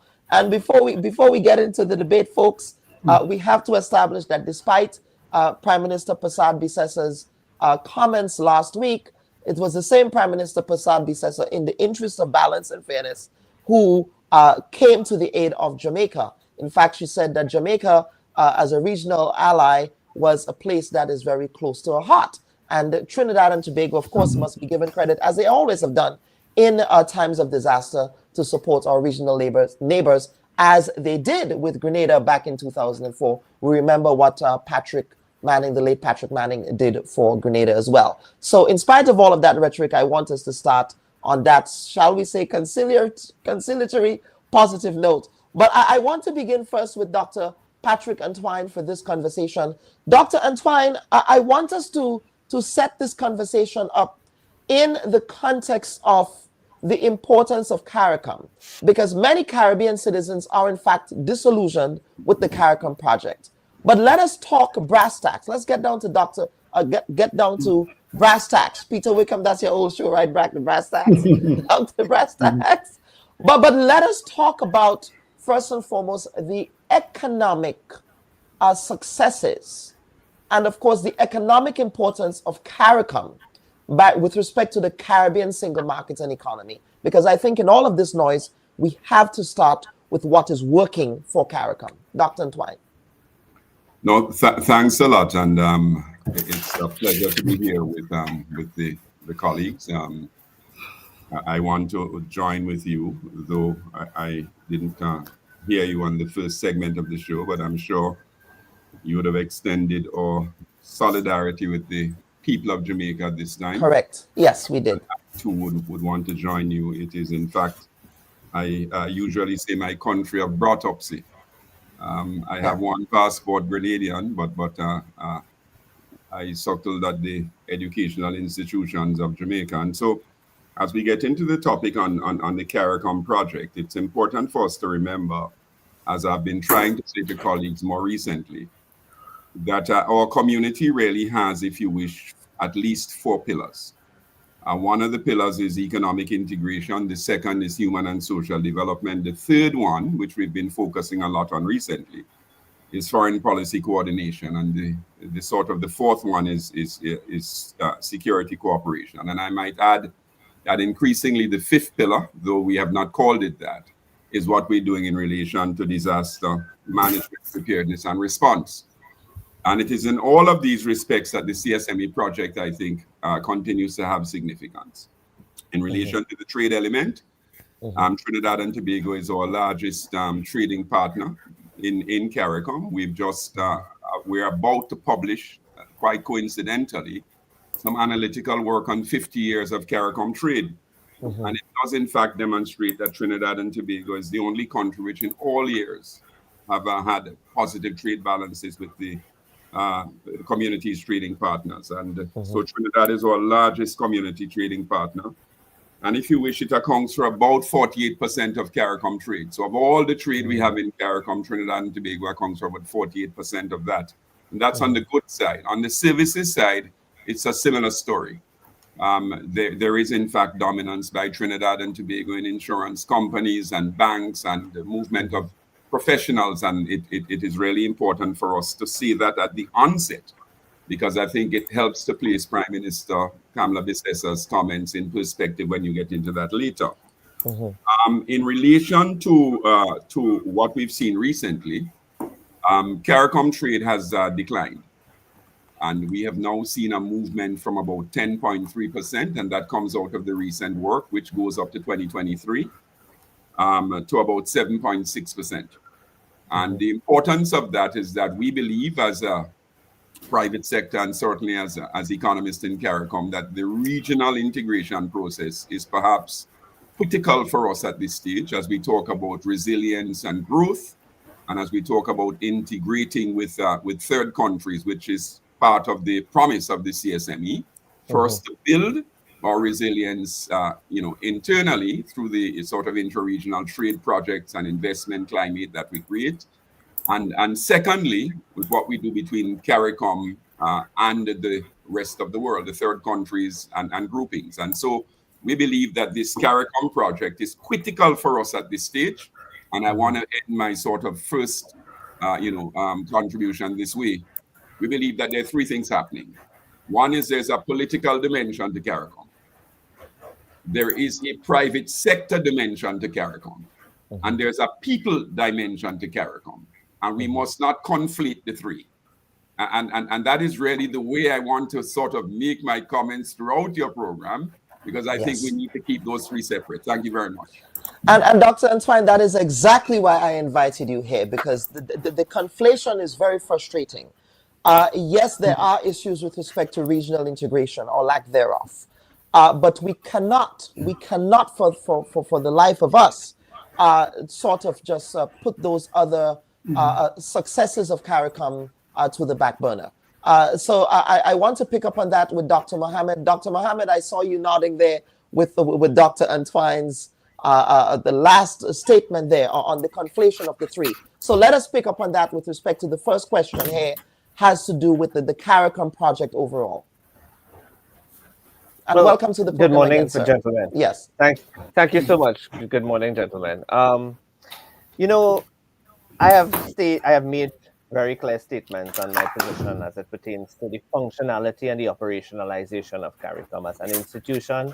And I've maintained that we have not met the all of the requirements that we've set out to achieve over the years. But I have to agree with Dr. Antoine. Yes, there is a separation and a variation of parts in terms of the different levels in which that belong to that make up the CARICOM region. But I'll also say that the most important that push the economic side, which he speaks about from in terms of private sector, is the need for our positions as it pertains to public sector economics, as well as the levels of development that exist across the region, but also the political side of things. And I feel that when it comes to putting all of that together in what I like to call a Venn diagram and looking for the intersection, while there is an important aspect of it in terms of the private sector economic investment, we're not where we ought to be from a political perspective in terms of driving the organization, not driving the institution, right? I think last week I made a comment to one of your colleagues that we spend all of these monies we spend on heads of government meetings, and even someone who lectured as I did in CSME as a course in political science at UE. What are we spending when we spend all of this money in hosting heads of government meetings? We don't have clear deliverables, and we don't have measurements by which we can report to the people of the region as to what we've achieved in timelines. And that's a major flaw in where we are and where we've come from and where we may or may not be going. So that's my opening. And I think that is that disagreement or lack of accountability or lack of clarity in terms of cementing the institution effectively has caused us to be in a state of, as you say, across the region, in a state of lack of happiness and satisfaction, I should say, lack of satisfaction with the advancement of CARICOM as an overall institution. Peter, welcome. Just unmute the mic there. And of course, Peter, your home country of Barbados, they recently announced full free movement for some CARICOM member states who also agreed to accede to free movement. But in responding to this first question about where we are in the context of CARICOM, of course, who remembers? And of course, those of us who are students of history, and all of you here may remember this, and the audience may remember this as well, the phrase 1 from 10 leaves not. And who famously said that? It was Dr. Eric Eustace Williams, the first Prime Minister of Trinidad and Tobago, when Jamaica withdrew from the Federation. So are we seeing history repeating itself? Is Kamla Persad Bisessar's statements last week sort of a continuation of this 1 from 10 leaves not, sort of that frustration with regionalism that Eric Williams articulated many, many moons ago? Thanks, Kellan. It's good to be with you, and gentlemen, good to see you again. Especially Patrick. We haven't chatted in a while, but that's for another program. Yes. The conflation of the Eric Williams comment with what Kamla Persad Bisessar has both said and done, I think, is unfortunate. We have to remember, if we contextualize history properly, when Eric Williams made that statement, it was in the context of a failed project that related to political integration. Yes, right? And that was the Federation, yes. Right. Like Shane, I'm a student of integration. Indeed, all of my master's research was focused on regional integration. And if you remember correctly, the Federation was about ultimately independence. The Federation was itself not independent. The Federation was itself a colony. Within that context, countries like Trinidad and Jamaica were offered independence, and ultimately they said, they will go and pursue independence on their own, because at the time, Federation was not delivering what they wanted, which was ultimately independence and the ability to break the colonial bonds. They mistakenly thought that the UK would not offer independence to any of them without the Federation. And quite frankly, the UK had decided by that time that they really could care less. They just wanted to be rid of these colonies. And ultimately, they said to Jamaica first go, then anybody else could go. Williams' comments within that context are essentially saying, look, we have a project that's political. This project is not delivering what we want, which is independence. If Jamaica leaves it, ultimately the project collapses because the OECS countries and so on their own are not going to be able to give that because the UK was not yet ready to go in that direction. So it collapsed and they went in the direction. I see what's going on now is completely different. Okay. Because I have a view that within the context of what CARIFTA, subsequently CARICOM, and more specifically the Grand Anne's Declaration has set out to achieve, CARICOM has done exceedingly well, right? I am disappointed with things that CARICOM has not done because my aspiration is very much fixed in the context of what I see in Europe. And as you know, I live in France, and I'm a big fan of the European Union. I live 10 minutes away from the German border, and I can go have coffee and come back. And indeed, I take pictures all the time on a bridge that has no customs barriers. That is my aspiration for the region. Like Patrick, I make a living in the Caribbean, and I have traveled up and down the Caribbean from time to time. Patrick and I have met on flights on more than one occasion. And I struggle with the fact that we have all of these customs barriers and immigration barriers and nuisances, quite frankly, to my free movement. Not only in Trinidad and Tobago, but all across the region. That's where my disappointment is. My disappointment isn't in relation to any of the kind of stuff that Shane talked about, because quite frankly, those are small things. My disappointment is aspirational. So I have a big concept of where this region ought to be going. I realize, however, it is a process. But in terms of the pillars that Patrick quite correctly articulated, the pillar that has been most successful is the trade pillar. And I have expressed the view for a long time that if you're going to measure CARICOM's success in terms of the ability to deliver trade, not only can you say that it has been exceedingly successful, but you also have to argue that Trinidad and Tobago, and to a less extent Jamaica, has been the main beneficiary of that success.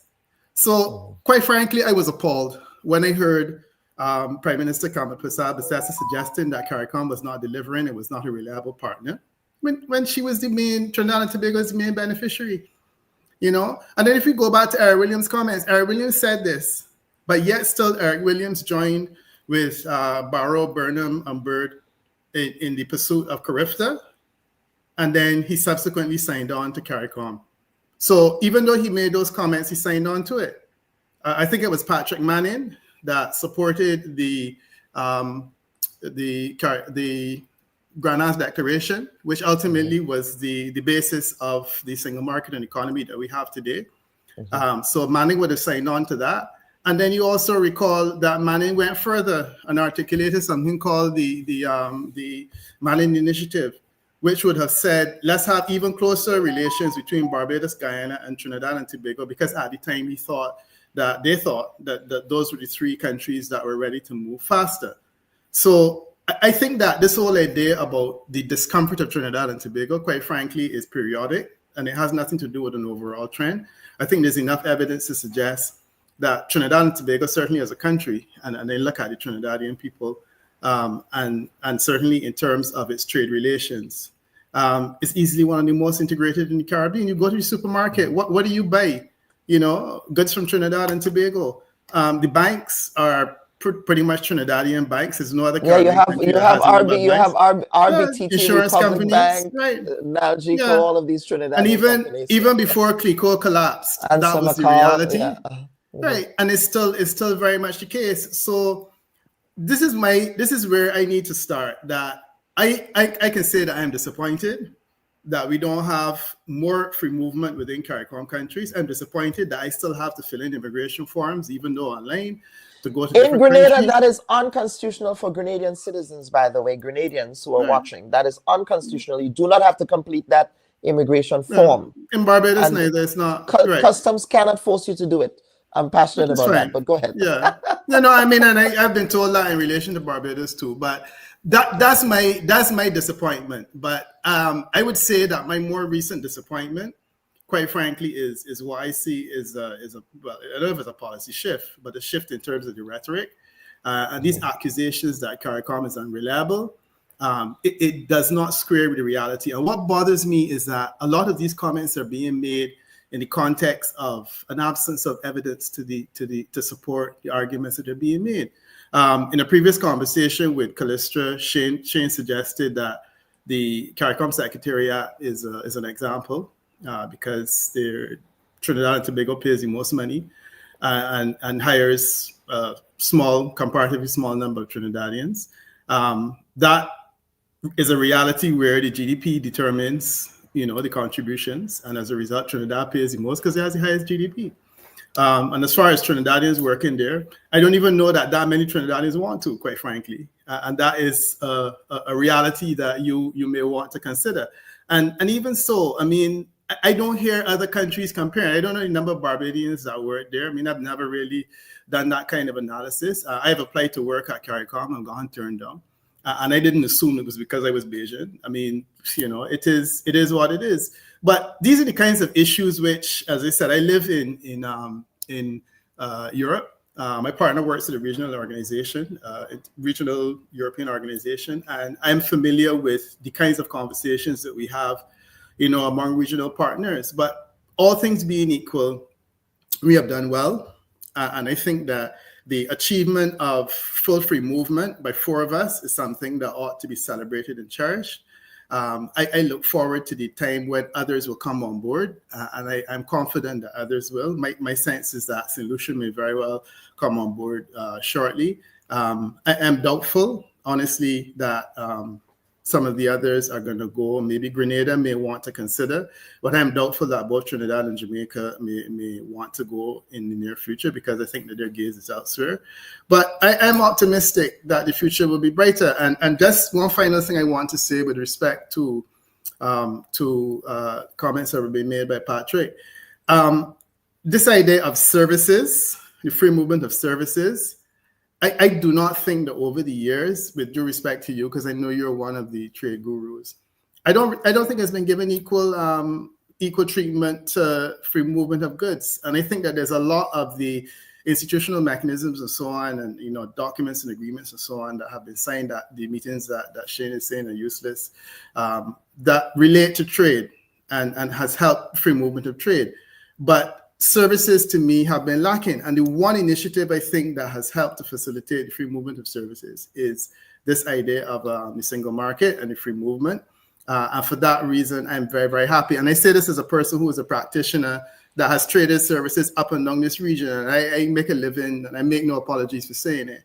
I've made a living for the last 25 years, trading services up and down the Caribbean, and being able to do so quite freely, simply because of the peculiar nature of the services that I trade. So I'll stop there for now. Thanks. Yes, Dr. Antoine, of course, and of course, Peter, of course, preempted my next talking point here, and that has to do, of course, with the statements last week. What some are saying are regrettable statements from the Prime Minister of Trinidad and Tobago with respect to her framing of CARICOM, really framing CARICOM as taking sides, essentially, with Venezuela, when, of course, we know that is not consistent, it has not been consistent with CARICOM's foreign policy. CARICOM has always had, as a foreign policy imperative, that of neutrality.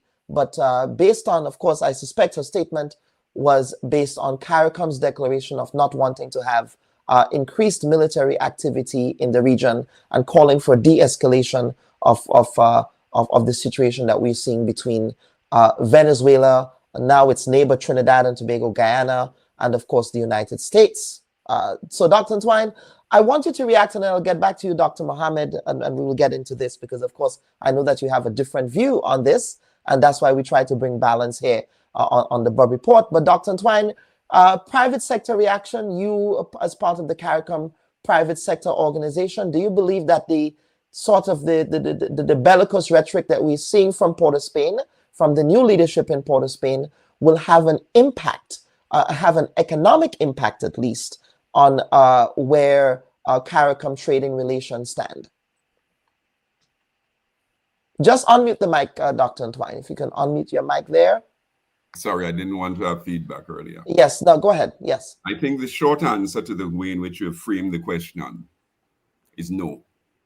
I do not believe that the political rhetoric across the Caribbean Sea will have any impact on what the private sector is busying itself with at this time. I have to tell you, without getting into any detail, we are ourselves at the center of several arrangements, joint ventures. Perhaps there's a frenetic pace of joint ventures that we are beginning to see from Belize in the sort of west to Guyana and Suriname in the south, which actually has Trinidad as the sort of epicenter for a lot of those because of its dominance in energy. Yeah. So the answer is no. But I want to step back further into the question and say that I think we need to unpack what the Prime Minister really means. Yes. Because the truth is that I am not quite sure that that we're interpreting what the Prime Minister said in the way in which it might have been intended, but it is not for me to say. I have to say to you that I've looked at... But Dr. Antoine, I'm sorry, we only have the...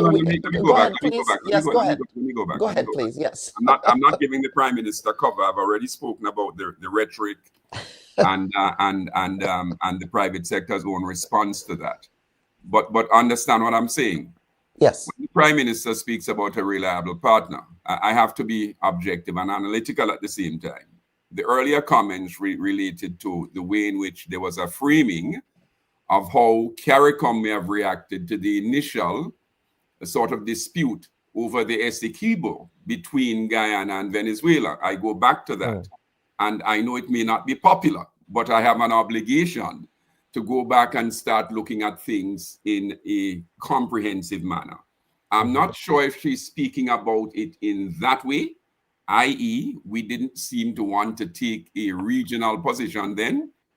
And when she speaks about not being reliable, I'm not sure how to frame that in the context of what's going on when I take the previous comments into account. I leave it there, not popular, but I want to tease people's imagination on this matter for the reason that it is not only Patrick Manning who was assisted. I made the point to colleagues that without revealing any state secrets, the Prime Minister Bisessar's administration came to Grenada's aid when in 2007, 2008, we could not pay wages and salaries when the administration took over, and then gave us, a loan that allowed us to be able to have the time and space to enter into a homegrown, structural adjustment program. And there are other instances, having sat as the CARICOM ambassador over many years with Prime Minister, I too found the ATM comment to be unfortunate, because that is not really the kind of bilateral relations that we've benefited from. This is why I go back again to find comfort in what was said by Peter Wickham when he spoke about it being sort of temporary. He sees the comments, yes, being unfortunate, but he doesn't want to become too distracted by that, because in a sense what he said is this too shall pass. I rest the same way in terms of the comment. And that's why I said we need to understand. We need to be clear and to seek clarity before we respond to it, because you have the ratcheting up of the rhetoric across the Caribbean Sea, and I'm not sure that's helpful, particularly if we're not understanding the fulsome nature in which, rightly or wrongly, the comments might have been made. That's all I leave with you. Absolutely, Dr. Antoine. And I want to bring back the rest of the panel here. And Dr. Mohammed, I want you to pick up on what Peter said earlier and what Dr. Antoine just said here with respect to Persad Bisessar's rhetoric that, we should not read too much into it. But let us talk about what the sentiment is from the UNC administration in Port of Spain. Is that sentiment really heartfelt? And so part of that also, Dr. Mohammed, has to do with just this accusation that CARICOM, CARICOM neighbors are taking sides in all of this. So I want you to pick up on that. What is the basis for her making the determination that CARICOM is taking sides, this sort of us versus them? We've never seen this before. And the reason why she's saying this is, of course, because of the American militaristic saber rattling against Venezuela. Dr. Mohammed, if you can just unmute your mic. Just unmute your mic, unmute your mic. Yes, sir, go ahead now. There's a lot yes, go ahead. There's a lot that Patrick has said that I agree with. And, I'll say this. The CARICOM as a region, as a bloc, as we like to call ourselves, has a lot to benefit from good friendships and good relations with the United States. That's the bottom line. The CARICOM, if you look at CARICOM impacts, the CARICOM security initiatives, all of those, CARICOM Basin Initiative, talks about the CARICOM region, is premised on the fact that the CARICOM region is on the doorsteps of the United States of America. And therefore, there's a need for an arrangement for security initiatives and whatnot. But the thing is this. If we are so united as a region and as a bloc, it must not be convenient unification. It must be unification that says that we stand together throughout. And one of the reasons why we stand together throughout is because we are considered a bloc. When one of your states is threatened by an outsider, quote unquote, an outsider, in the case of Guyana, it was the responsibility of CARICOM to stand up and say to Venezuela, absolutely no, because Guyana is a key member to CARICOM. And therefore, our answer should have been without a thought. There should have been no hesitation to say, the answer is no, you can't do that. While we recognize you and we work with you and we work alongside you and whatnot, as in terms of our relationship with Venezuela, what you've done with regard to encroaching on Guyana's sovereignty is uncalled for and not something that we are going to agree on. And CARICOM hesitated. It hesitated. Everybody, various persons, various governments hesitated to stand with Guyana.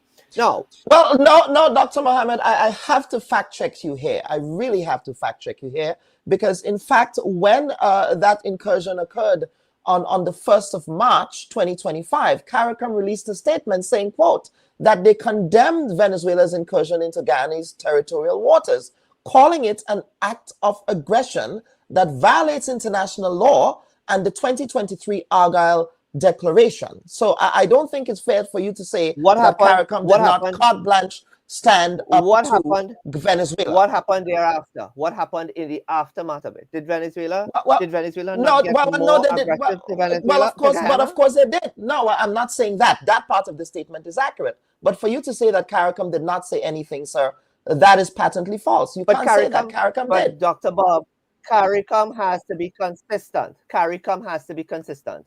The 1st of March is one statement. The 1st of March statement should follow, other statements should follow with the same amount of collectivity. And it should follow almost immediately after an incident.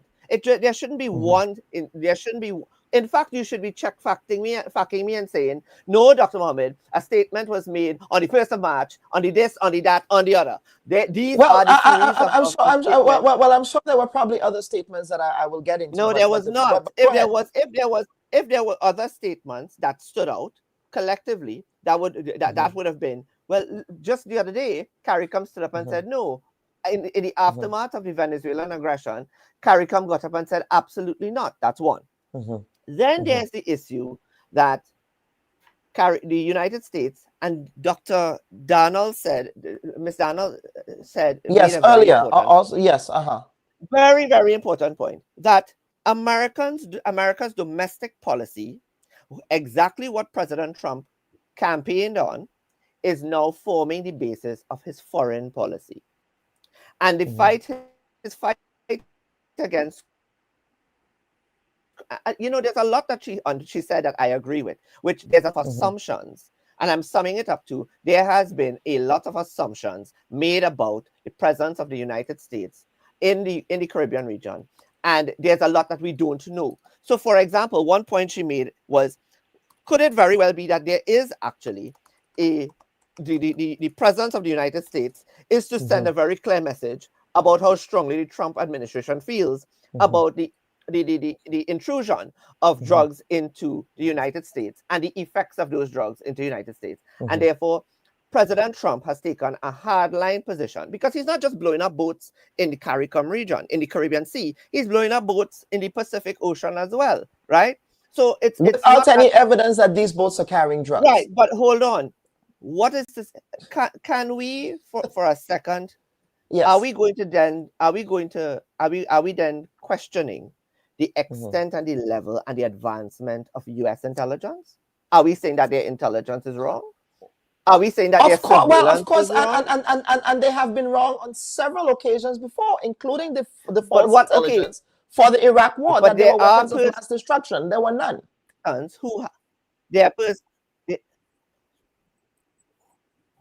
Yeah, but there are persons who are saying that there are certain requirements that will determine what is the difference between a fishing boat and a non-fishing boat. I don't want to go into that detail, right? The point is this. Coming back to the Prime Minister. Peter said a couple of weeks ago, and sorry, but it irked me, right? Peter said that the issues that are affecting Trinidad and Tobago society has to do with our flawed, and I'm paraphrasing Peter, flawed education system. And I got very offended by that. Why? Because he alluded that we did not adjust our junior and senior sec system of school, and that is contributing to why our society is flawed, and this is a Trinidad and Tobago problem. So here's the correction. Trinidad and Tobago has not had a junior and senior sec education system since Basil Pandey and Kamla Persad Bisessar. Since Basil Pandey was Prime Minister and Kamla Persad Bisessar was the Education Minister. In fact, we have advanced our education system far more in the last 30 years than we have done anything else in Trinidad and Tobago. There are so many education institutions that are available, not just for technical, vocational, and skills training and mechanics. So we've created a system where education, and this was also under the Persad Bisessar administration, 2010 to 2015, where education was seen as, and this is her mantra, that education is the gateway out of poverty. And as a result of that, her government's policy between 2010 and 15 stood on the platform of Basil Pandey's administration and policy on education, that education should be accessible to everyone at all levels of society and at all levels of skill set. So I don't agree that our system is flawed. Do we need improvements? We are always looking for improvements. But the issue that I am raising here is that the sociological issue that Trinidad and Tobago is facing is as a result of transnational organized crime and the involvement of young people into quick money by associating with gangs. If the United States presence in the region is going to be a benefit to fixing some of the issues and sending very clear message about those who wish to be who have been involved in transshipment and movement of anything between the Gulf, Persad Bisessar has taken a hardline position to say, yeah, what? She said it to citizens. She said, if you get caught, I'm not going to help you.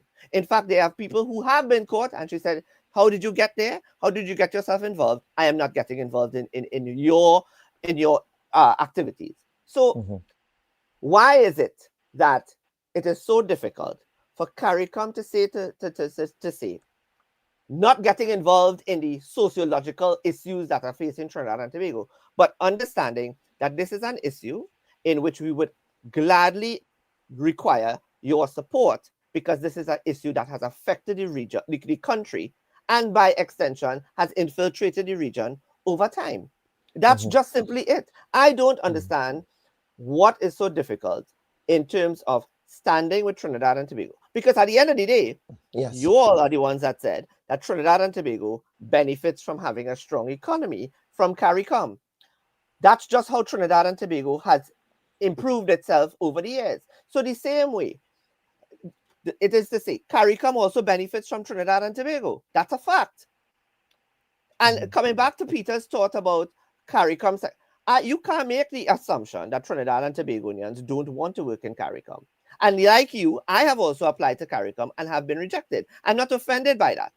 But the fact of the matter is, we shouldn't go on the assumption that because Trinidad, and I am not measuring, I am simply saying that by virtue of Trinidad and Tobago's consistent contributions to CARICOM, we demonstrate our ability to still maintain our friendships across the region, whether as Dr. Antoine said, in Grenada, as we are doing now with Jamaica, as we have done in the past with St. Vincent and the Grenadines, and as we will do with any other region, any other nation that requires our assistance. But that assistance have never been conditional. We are just simply saying that we've been faithful. Can you be faithful to us too? Right. So, Peter, I want you to pick up on Dr. Mohammed's very impassioned defense of the patrimony of Trinidad and Tobago. Some might say that's a soca defense there, Shane. I'm just trying to put a... But Peter, I really wanted to pick soca or chutney soca. Pick which one you want, folks. But Peter, I wanted to pick up on that. I don't want. Shane has made some very valid points here with respect to the context of Trinidad and Tobago, what they are confronting, what they have confronted from their neighbors in Venezuela, not only what Trinidad and Tobago has confronted, and Grenada, of course. Let's not forget the menacing that happens with Grenada's fishing boats when they get caught with Venezuela. Some of them are held in Margarita Island for weeks. In the 90s, there was the Eastward boat, that was held in Venezuelan waters, and sort of for ransom, and the harassment that comes from Venezuelan Coast Guard, and of course what they have done in the context of Guyana. So, Peter, I wanted to pick up on all of that in the context of what Dr. Mohammed said. It's difficult, Kalanka. There's so much. Yes, there is a lot. I know there is a lot. When you mentioned the issue just now of Grenadian boats being held by Venezuela, I also recall that some time ago we had Barbadian fishermen locked up in Tobago. And we didn't attempt to pull out a CARICOM. It was an issue that had to be resolved. We actually took Trinidad and Tobago to international court to deal with this whole question of the boundary dispute between Tobago and Barbados. But within the context of a family, these things happen, and the issue was resolved. Well, I don't know if it's ever really been resolved, but ultimately it hasn't really affected our relations with Trinidad and Tobago going forward. But these things happen. I do not speak of things I'm not familiar with, and Shane may not be aware of this, but I actually lived in Trinidad and Tobago for 3 years, and I have maintained close relations largely on account of my work for a decade or more after that. So when I speak about the impact of your segregated schooling system, I know what I'm talking about. And like Barbados, we also have a similarly segregated system where we have older secondary schools and newer secondary schools. And like Trinidad and Tobago, we took a decision, our government took a decision many years before Trinidad and Tobago did, that the distinction between the two would be removed. And like Trinidad and Tobago, I'm fully much aware of the fact that where that distinction was removed in name, it still exists in reality. And if you want to confirm that, you just have to go to Golden Grove Prison and do a survey of the inmates up there and see how many of them went to QRC, see how many of them went to CIC. And you will understand the challenge I'm talking about. An educational system that creates what I call educational ghettos. And I'm not picking at Trinidad and Tobago because we have them in Barbados too, right? Creates a very, very fertile ground for persons who come out of an educational system and they're wandering around with nothing to do and find themselves falling into this whole narco economy and underground economy and doing all kinds of things that they shouldn't be doing and creating problems for society. That is what I'm talking about. So don't feel that for 1 minute I'm speaking of things I'm not familiar with. And don't feel like I'm picking on Trinidad and Tobago and trying to say you have done this and none of us have done. We have had sociological studies done in Barbados that has demonstrated the fact that a big part of our crime problem originates from that reality. And as I said, I know what I'm talking about. So I am not saying that Barbados has done well and Trinidad and Tobago hasn't.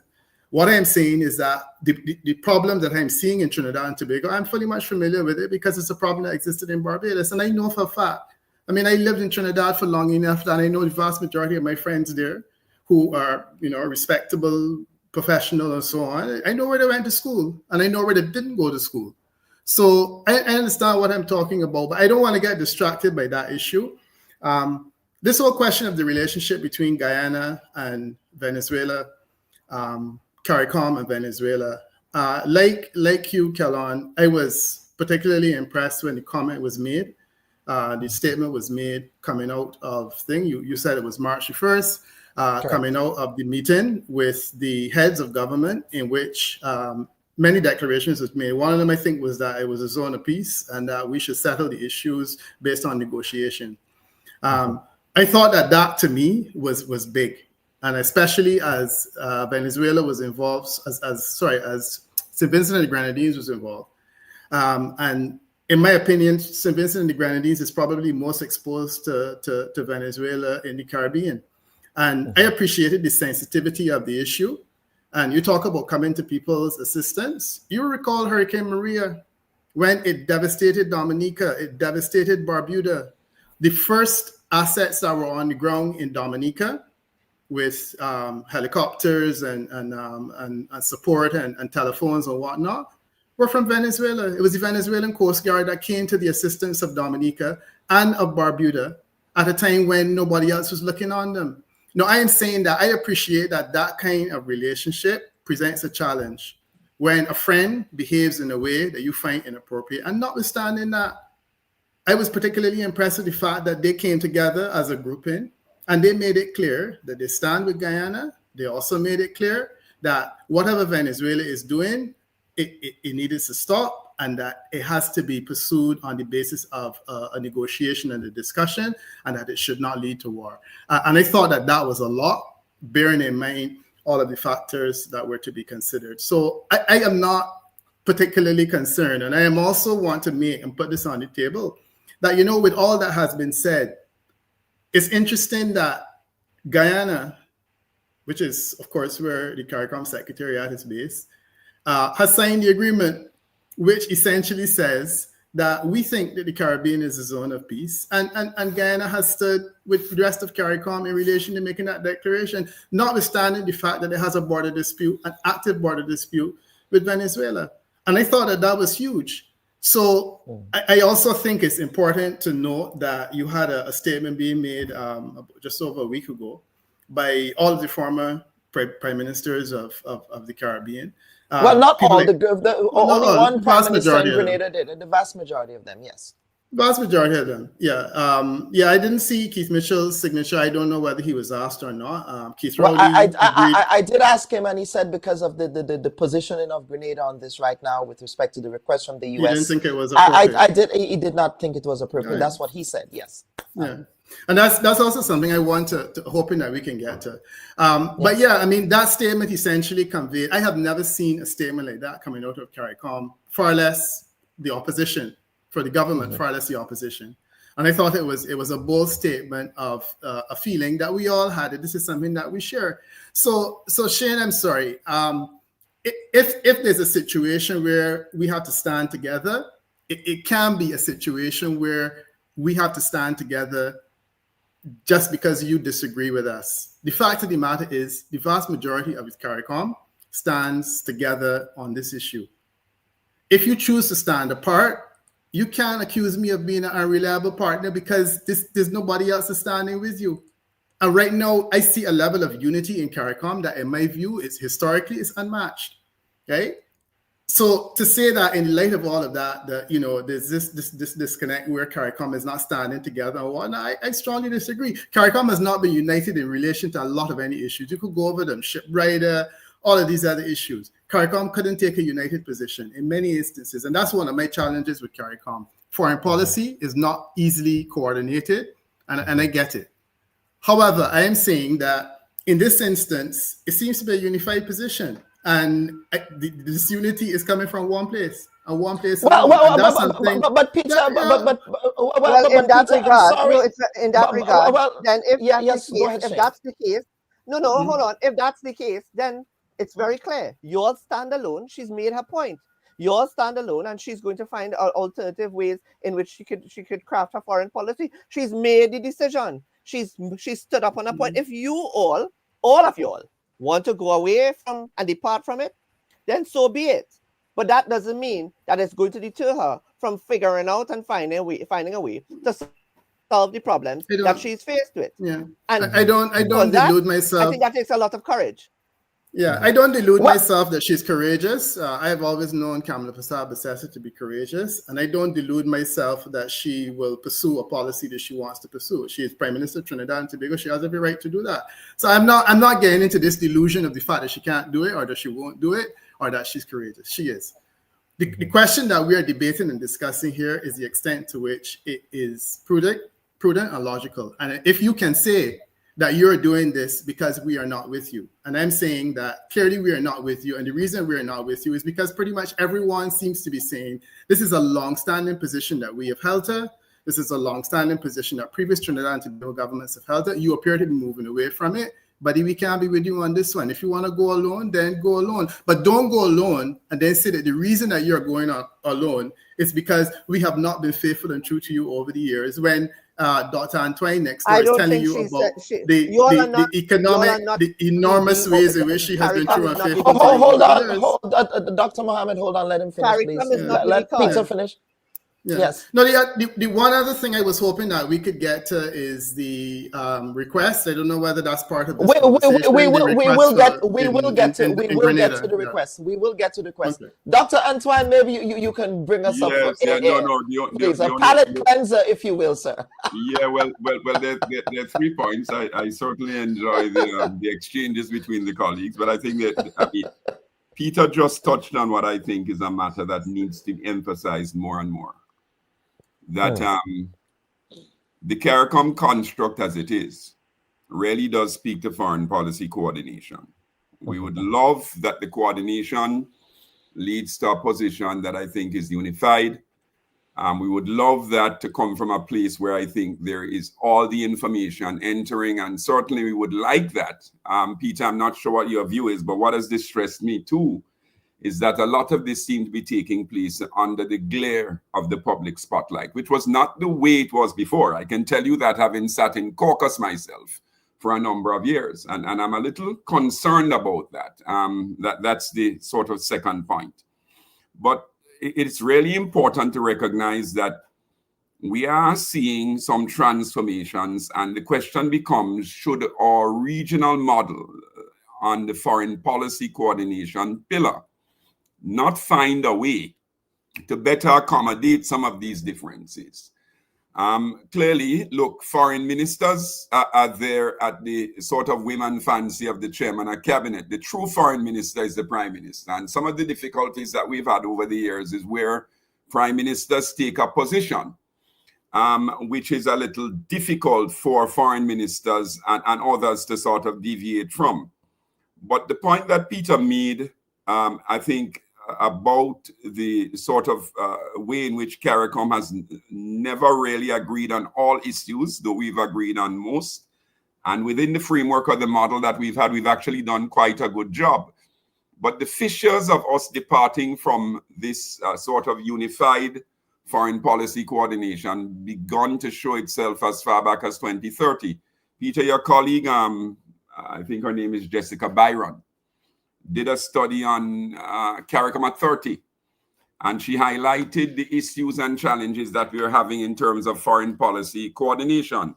Then we had the Golding Report, which also highlighted the same challenges that we are having in terms of foreign policy coordination, particularly as we began moving to a sort of multipolar world where we sort of didn't necessarily just have 2 or 3 global powers, but you certainly had contestability for these countries in our region. And again, we have to try to find a way on how we're going to be balancing these differences going forward. And more recently, Grandison did another sort of study which raised these issues of the foreign policy coordination challenges. And the CARICOM community in 2017 did in fact adopt a policy which was a new strategy for CARICOM diplomacy going forward. And I think that's going to be important as we look forward, because how we handle instances where there are divergent views is going to be key. And of course, that's when we started with the existing chairman, the incoming and outgoing chairman, having representations in terms of how we draft statements. And I think that's important too, because we're going to have to find a way to message and to speak to each other differently. And that is my contribution on that matter. So I think this is a call for us to try to find a way behind closed doors.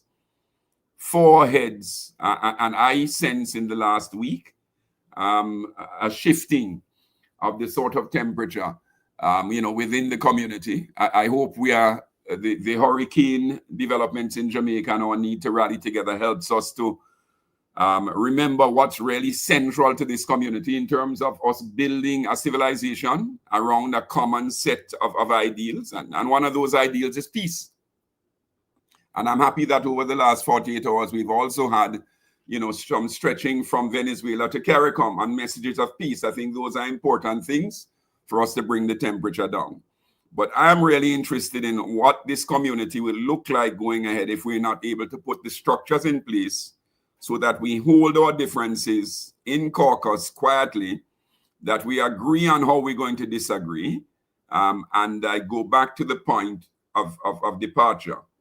I am not sure if the firestorm that came out of the comments, and I understand the Prime Minister's own orientation in terms of what she has signaled in foreign policy, but the firestorm about CARICOM not being a reliable partner, I think that needs to be put to her so that that can be clarified. Because again, on the other pillars, that is certainly not what we see, and it's certainly not what their budget, which of course she had to bless, is premised and predicated on.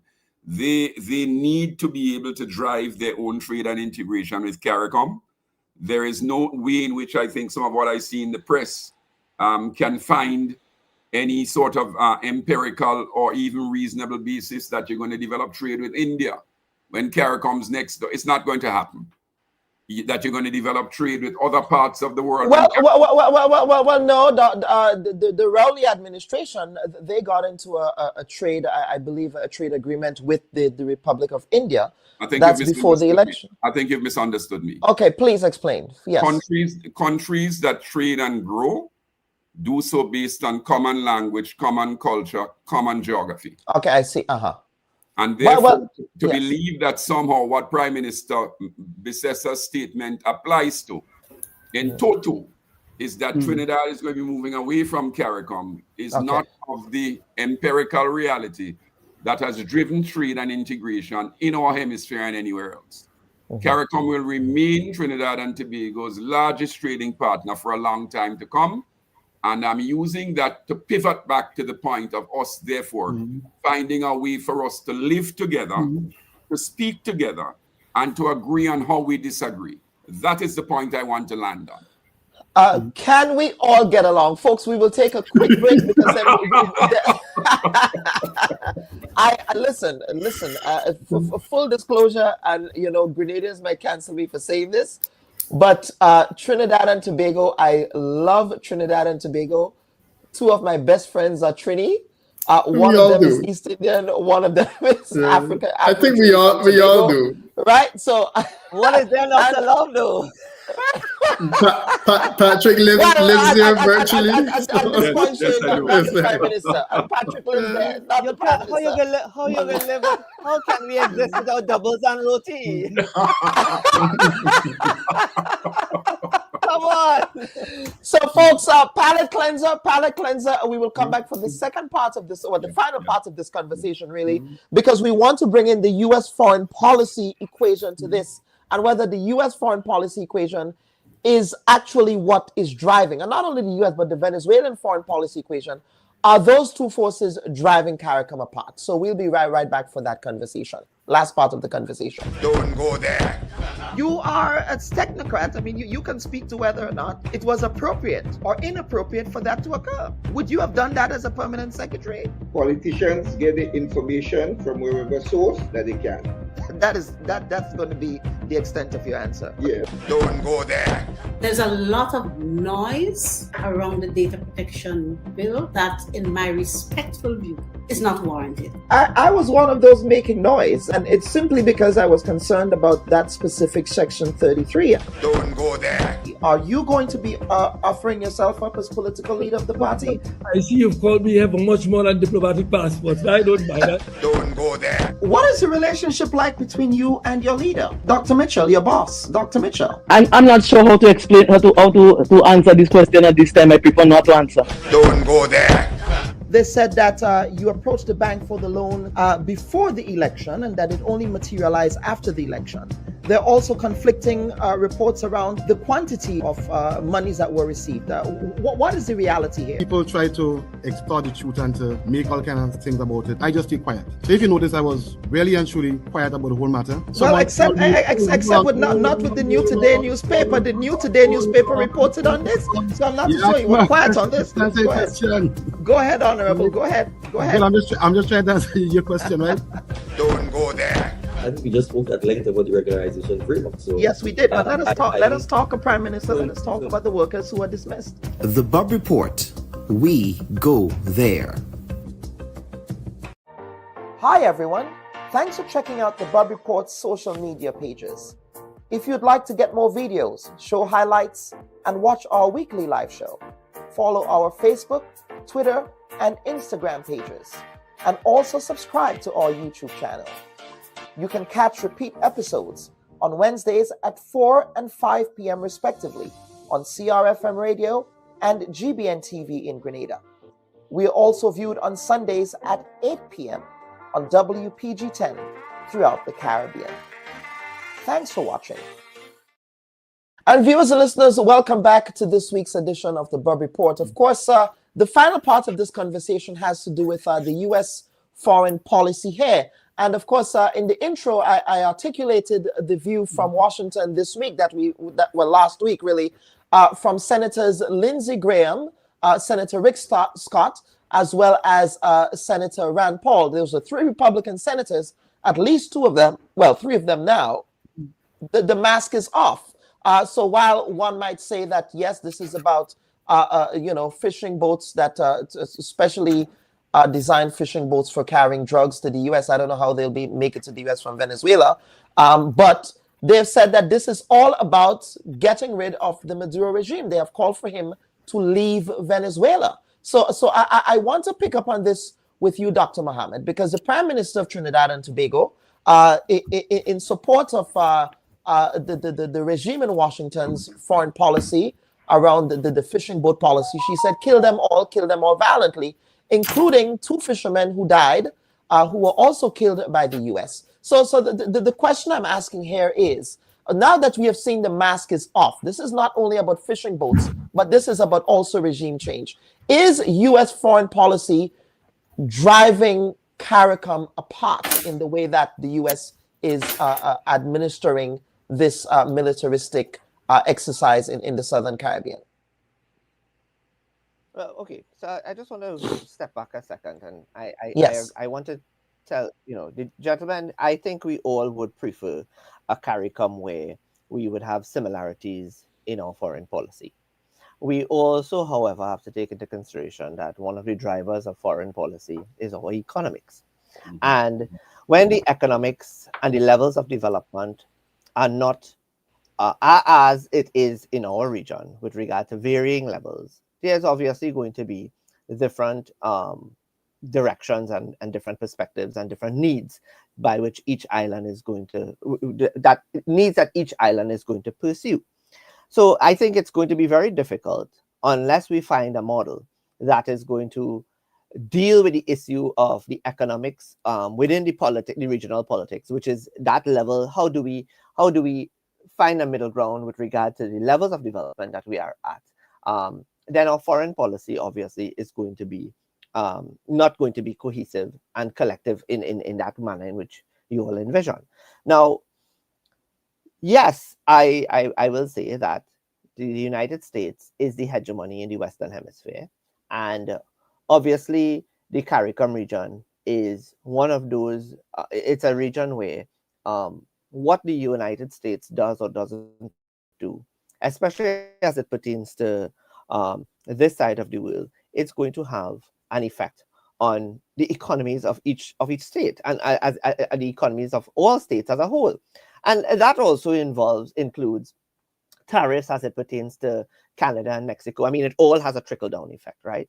I think what is in the interest of the best interest of the region is that we must at all expense, at any expense, avoid any sort of economic hardships that could fall upon us and cause long-term damage. And therefore, it's something that we have to be very careful about in that regard. And I think that is a conversation that we've not fully explored. And I realistically don't believe that we should realistically explore it verbalize it, because there's some technicalities there that we have to be very careful about as well.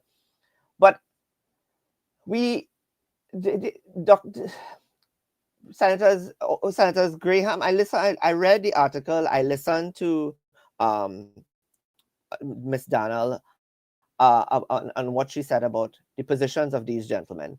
And the bottom line, though, is America knew, and the Republican Party knew exactly what they were signing up for when they supported the nomination and subsequent election of this president. And therefore, it is nothing should surprise them.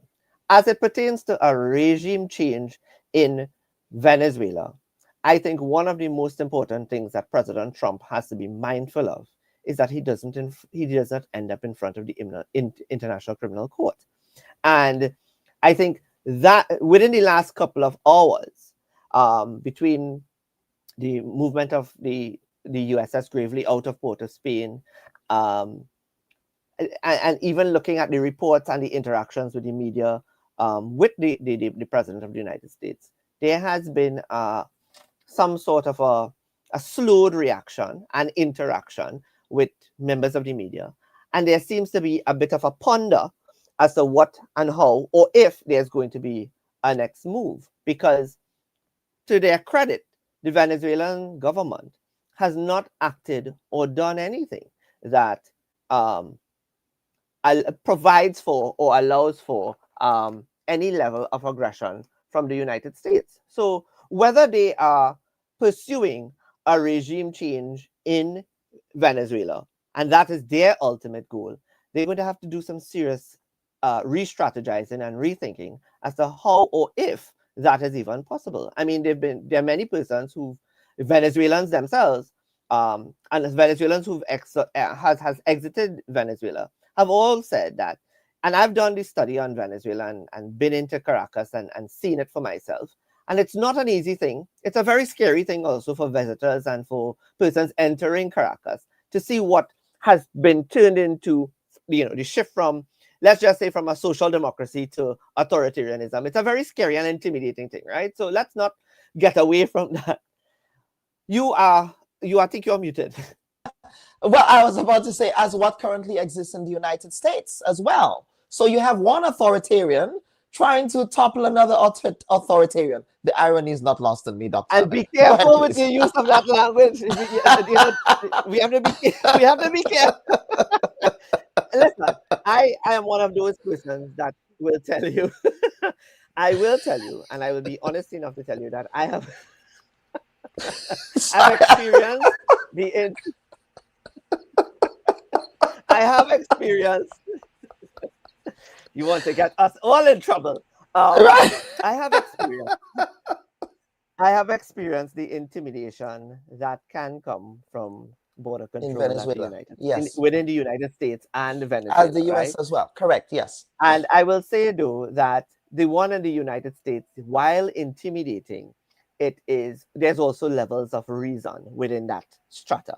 But when you enter into Venezuela and you see immigration officers equipped with machine guns and in army gear, and they are searching your bags, and they have the ability and the right to seize. If you say you have 500 US and you have 1,000 US, they have the ability to seize, half or all of it, and that kind of thing without explanation. It's a very intimidating thing.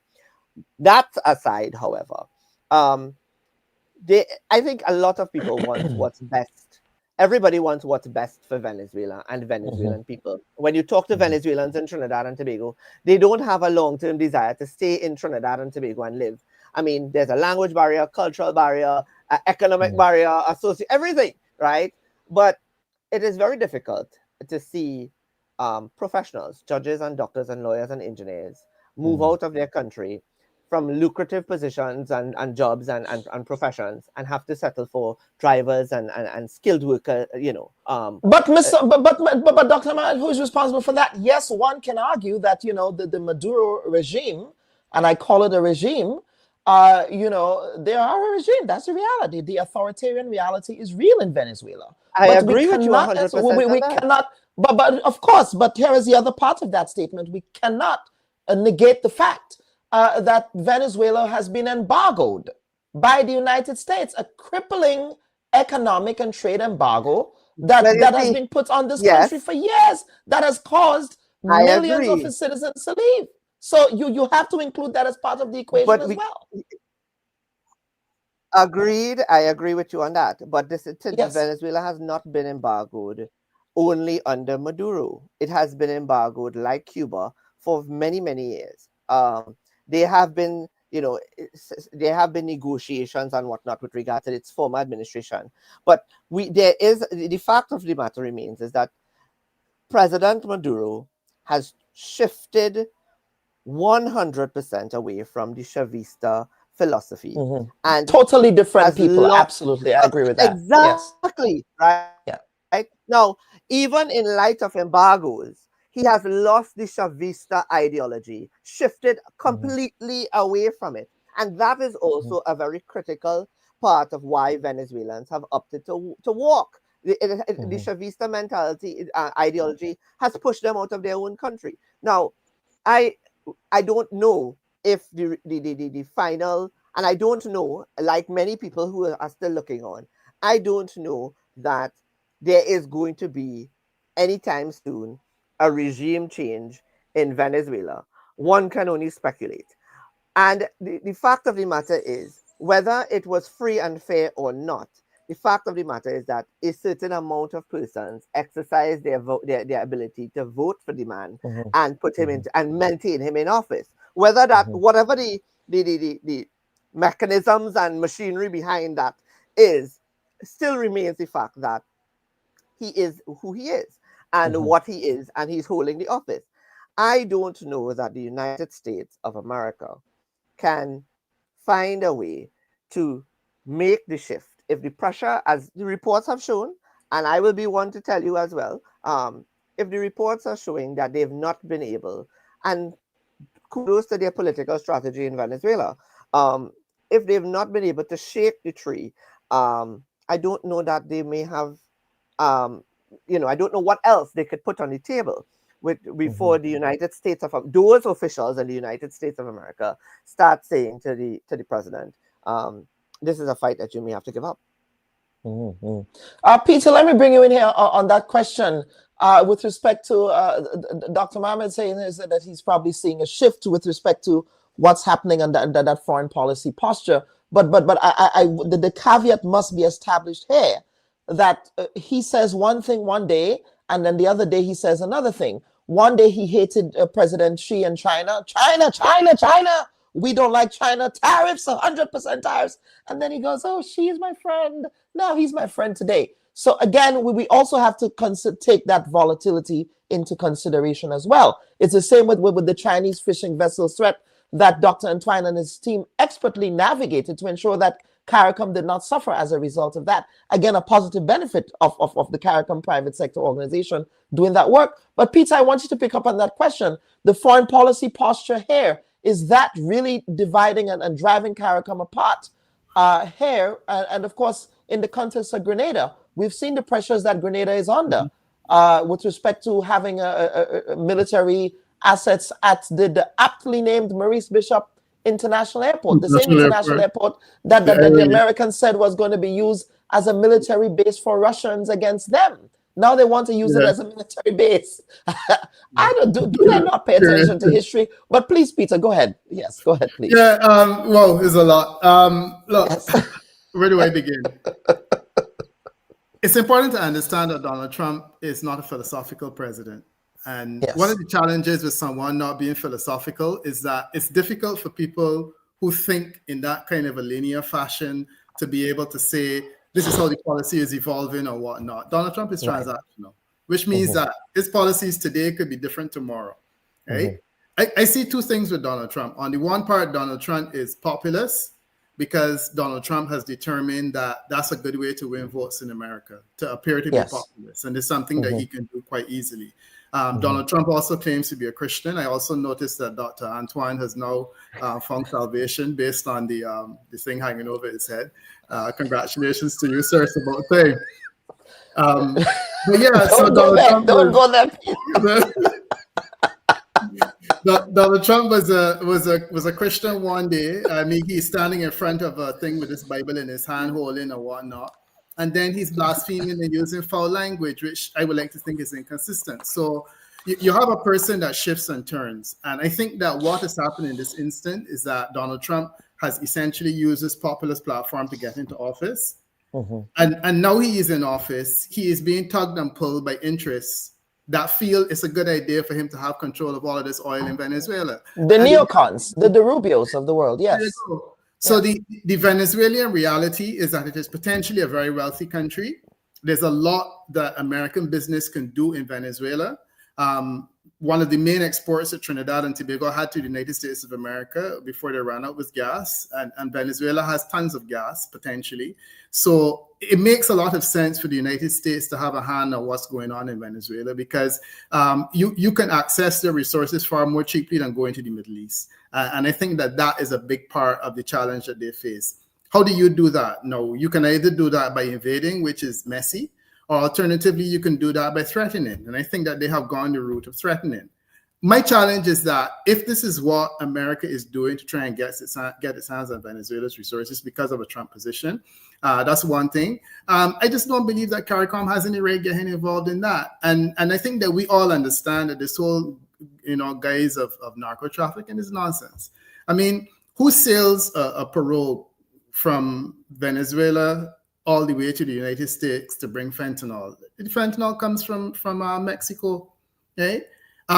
Invade Mexico and deal with that. Come off it. It can't be realistic that we're talking about the issue of drugs. If Donald Trump cared about drugs going into Trinidad and Tobago that much, I tend to think he probably doesn't. That could perhaps be a reason.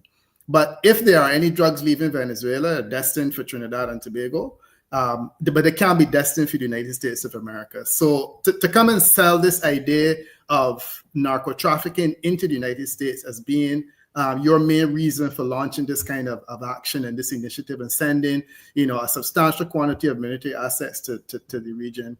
Either you have this enduring love for Trinidad and Tobago to prevent them from the drugs, or alternatively, you are essentially stretching the truth to enormous proportions. And within the United States of America, I have heard several commentators make that point, that it can't possibly be about drug trafficking into the United States because the Bahamas, Mexico, all of these are places that there is significant Martinique, Guadeloupe, all of that. So let's take that off the table. Another thing I wanted to say was this whole idea of Venezuela has problems.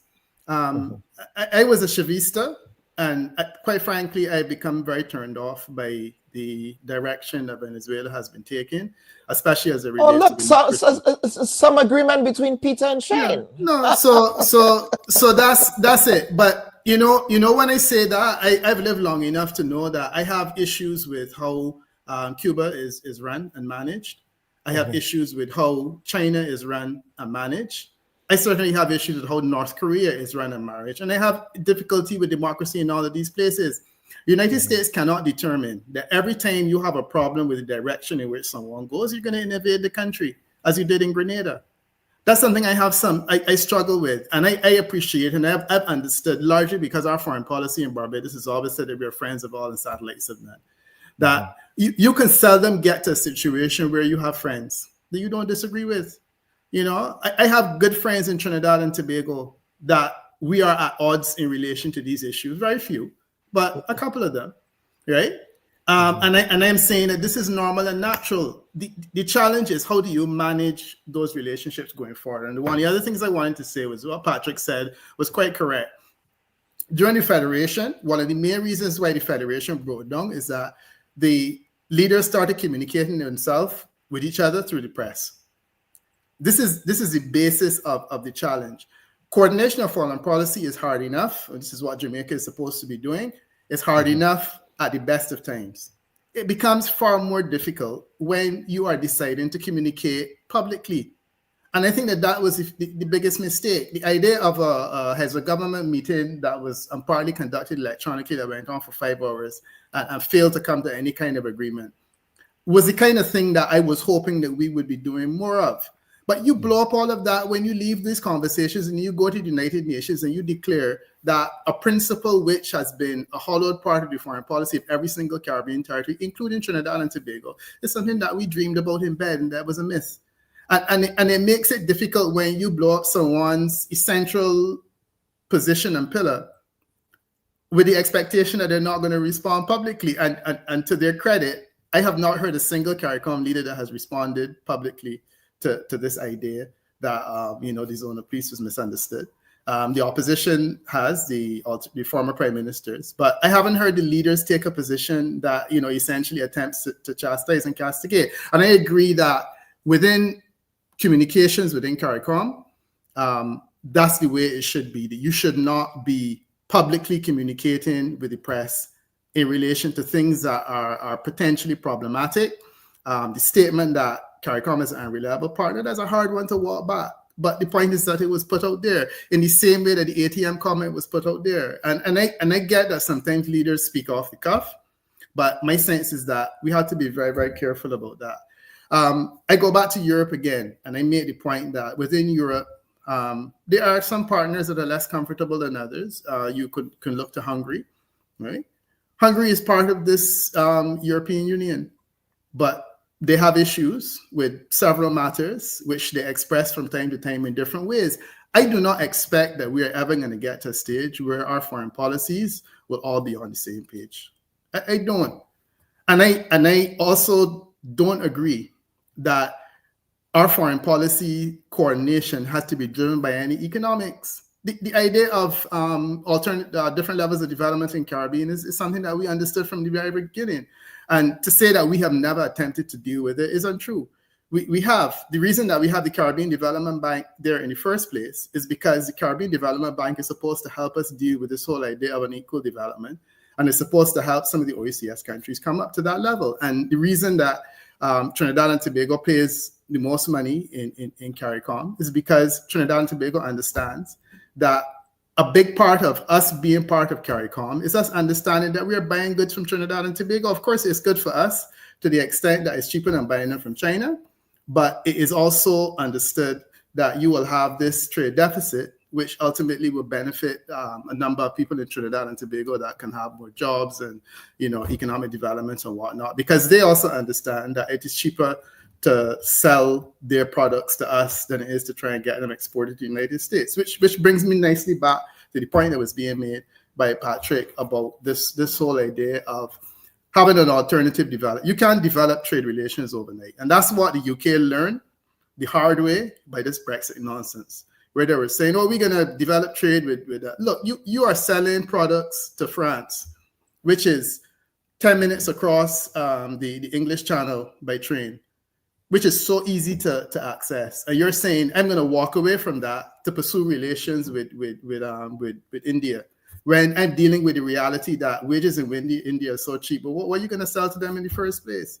And I fear that Trinidad and Tobago is making the same kind of error by trying to sell this idea that you can develop relations with someone else overnight because they're at a more advanced level of development.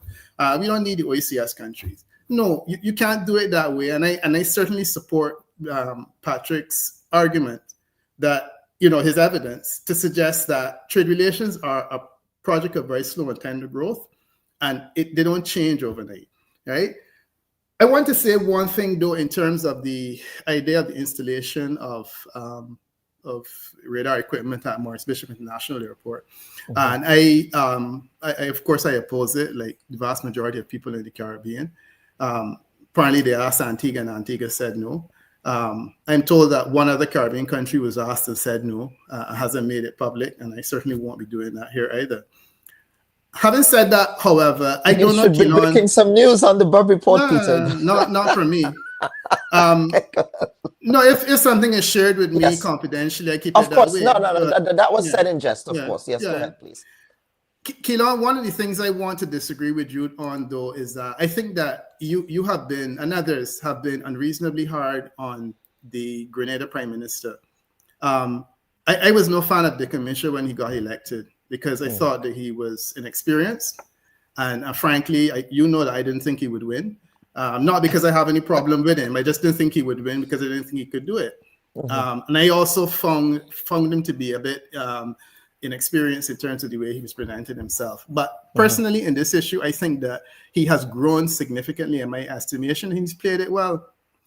It's easy for Antigua to say they're not interested in this idea of putting radar equipment in thing. In Grenada, the reality is very different. And if you listen to that conversation that Ralph Gonzalez had with the press the other day, you have 20% of your domestic income, your revenue, that comes from one source, which is a school, a university, the St. George University States of America. You also have the experience of the Cuban imposition, the imposition in relation to the Cuban doctors and the way in which one of your ministers has already been sanctioned. Right? You also have the fact that Dick Mitchell is the least experienced and the youngest of Caribbean prime ministers, who is essentially still getting his feet wet. Grenada is a sitting duck. And I think that for that reason, I give Dick Mitchell full credit for the way in which he has approached this, because what he is essentially doing, he's allowing civil society and public opinion in Grenada to speak, right? He has allowed CARICOM to speak to the matter because he has put together a caucus and has allowed them to express an opinion. When he has to say no, it will be far easier because he's saying no because the whole question of Grenada's laws clearly allow for it. He has the strength of public opinion in Grenada and indeed across the region because persons like you and me and all others have spoken about it. And he also has the benefit of CARICOM leaders, his brothers in CARICOM, holding together, all but one, and saying, look, we are also opposed to this thing. It's easier for him to say no. So I want to go on record as saying that in this regard, he has grown significantly in my estimation. And I think that he was picked on for all of the reasons that I identified. And I think that he has played this ball extremely well. And I suspect he will say no. But he says no with an abundance of information and evidence in a way that is difficult for the United States to come after him after, because he has essentially secured a large body of opinion in support of the no. And I think that's something that's well played. So I think that's the extent of my notes. Yes, I see Dr. Ntwine nodding there. Dr. Ntwine, I want to bring you in. And then, of course, we will get to closing the program. But Dr. Ntwine, go ahead, please. Just unmute again, Dr. Ntwine. Yes. Yeah, just a few comments. Go ahead, brother. Yes. I agree with much of what Peter said. To pivot directly to a question that was raised earlier, a comment. I certainly support the last point in terms of Prime Minister Mitchell's, this is the second coming, I call it, his perspective on this matter. But I also have to tell you that I have a lot of respect for Mitchell, the first coming, silence on this matter. You need to give the new Prime Minister an opportunity to define and to take responsibility for his own decisions of state. And I know there have been lots in the social media. I've looked at it and sort of taken note. But I certainly respect the view of both ex-Prime Minister and our existing Prime Minister on this matter. It is a delicate matter. The number on the St. George's University is more like 23 to 25. And then, of course, on top of that, you add tourism and for all the other reasons that we've just discussed.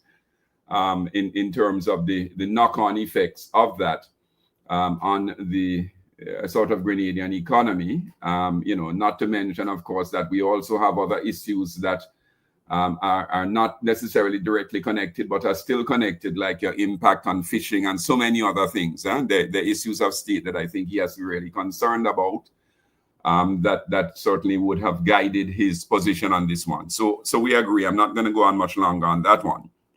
Where I think, and there's several things I agree with. I think the second thing I want to say that I have a small, perhaps difference of opinion on is that and I want to make sure I got Peter in context, that CARICOM really shouldn't get involved in that matter, which is the matter between the US and Venezuela. And to the extent that certainly for Grenada and certainly for Trinidad and Tobago and for many of us in this part of the sort of Southern Caribbean, our economies and our marine space is so integrated. I think it's for those reasons precisely that we should get involved. But I think we need to get involved from the perspective of understanding that our greatest dividend is peace.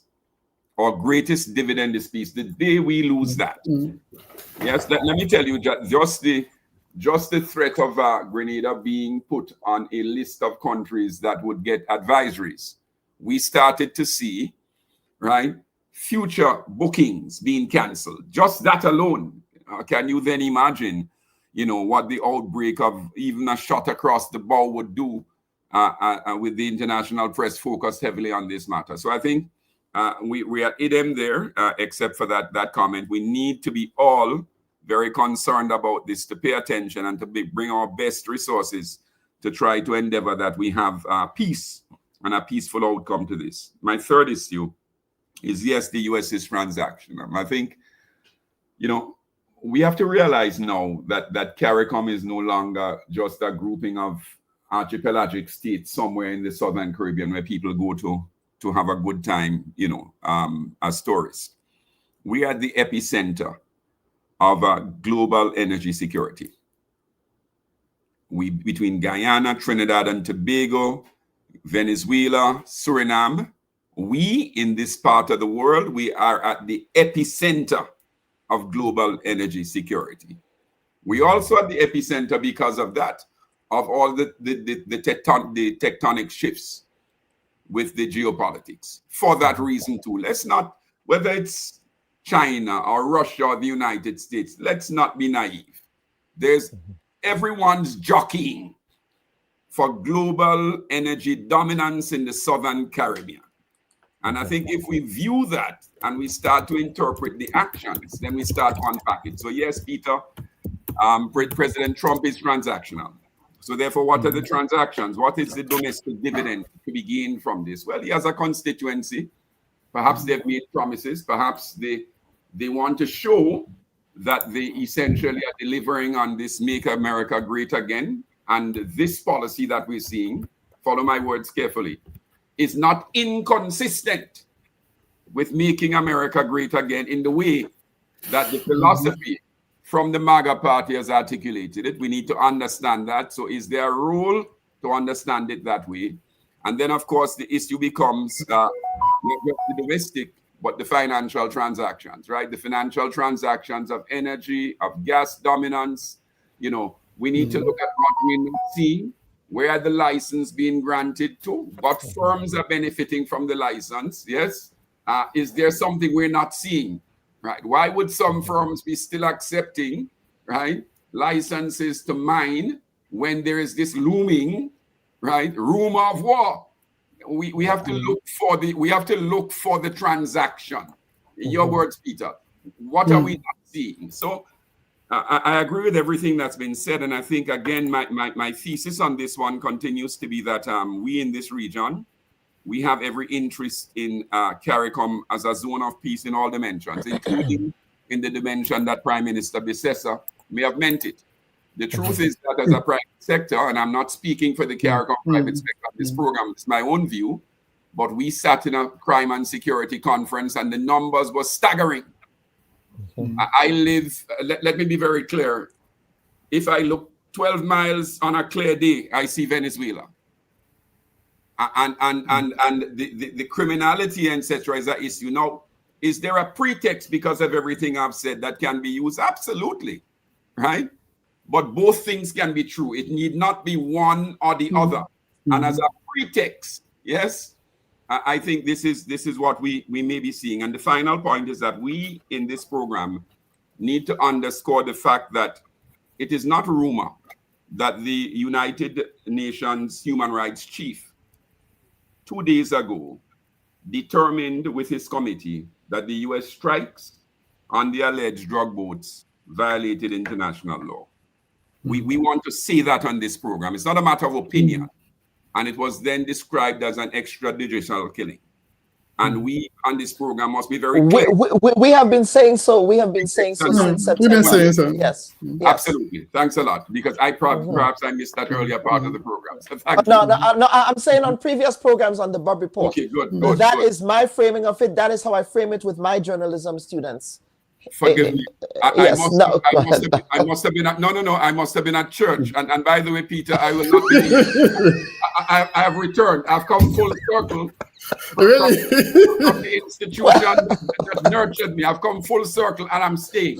I'm staying. Okay. Well, I'm sure Pope Leo would be very happy to hear you say that, a recovering Catholic there. Recovering Catholic. Yeah, very, very quickly, because I know that you're rushing to close. Just to say that, no, I'm in full agreement, Dr. Antoine. It's not. I was not suggesting that CARICOM did not have a role in relation to that. I think that the context was more. I feel that foreign policy will always be a plant of very slow and tender growth, and it has to be nurtured in a way that's very different to other aspects of the pillars that you would have identified. So we are on all fours in all regards. Yeah. Fantastic. With the exception of the Catholicism. But we do want to get to some closing comments, Dr. Mohammed. I want to begin with you. Of course, in the context of Trinidad, you guys say how we vote is not how we party. But I suspect the same can be said for foreign policy. On a serious note now, how CARICOM views foreign policy should not be in the context of a universalism type of deal, right? Because each country has a set of distinct, and I look at it in the context of the OECS as well. Several OECS countries has a particular external policy with respect to CBI, and St. Vincent and the Grenadines said absolutely not, we're not going to do that. In the context of diplomacy and diplomatic relations, St. Vincent and the Grenadines, I believe St. Lucia, they have also maintained diplomatic relations with Taiwan, and their external foreign policy is antithetical to that of the rest of the OECS. So to your point, Dr. Mohammed, and to the Prime Minister of Trinidad's point, to be fair here, really has to do with each country having their own interests here. And Trinidad and Tobago and Guyana, they are in a geographically unique position that the rest of CARICOM is not. So I wanted to set that up as sort of the context for closing comments. But gentlemen, thank you, Dr. Ahmed. Thank you for being flexible today, sir, for coming on the program. So over to you, sir, for some closing comments first. Shane, go ahead. I want to just add as well that Curacao, Aruba, and Bonaire has found themselves in similar situations like Trinidad and Tobago, Guyana, and Grenada, and that it wasn't a very long time ago that the Dutch, the Dutch monarch had to get himself involved in. At one point in time, Venezuela was considering annexing Curacao to Venezuela, and there was a dispute there that there was an intervention that was needed. But to the point of my colleagues with regard to Dr. Antoine's point about the transactional behavior of Donald Trump, we have to take into consideration that as much, and I agree with a lot that you have said, Dr. Antoine, if not most of what you've said, that there's also the fact that China and I was describing to someone last night that Trump's issue with China is that China must not be at the same level, and nobody should be at the same level of the United States in his mind. And once there's that, and he's prepared to play ball with China, we have to take into consideration that the United States owes China a significant amount of money as well. And how you meander that business arrangement is also very transactional and very, involves a lot of negotiation and discussion. That is why he can say that suddenly President Xi has become his very good friend. Now, I will say this and close with it, right?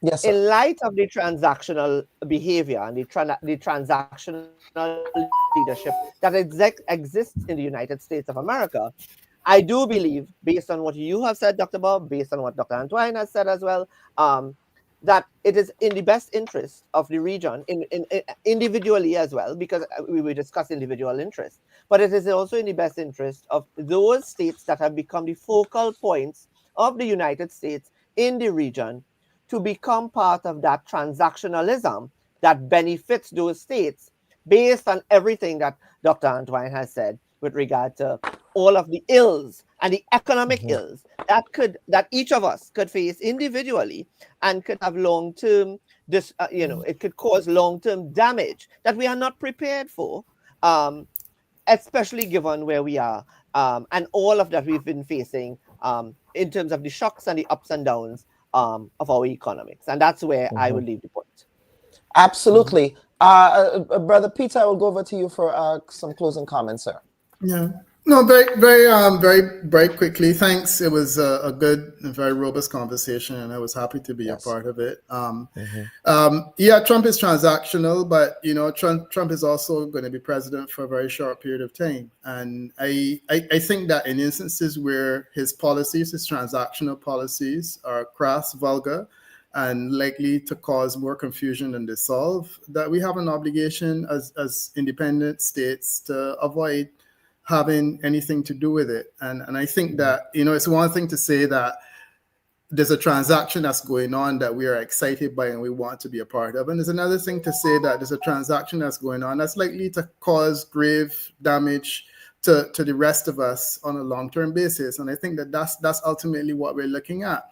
The transactions going on in Gaza that have made me very, very uncomfortable in respect of the Trump administration.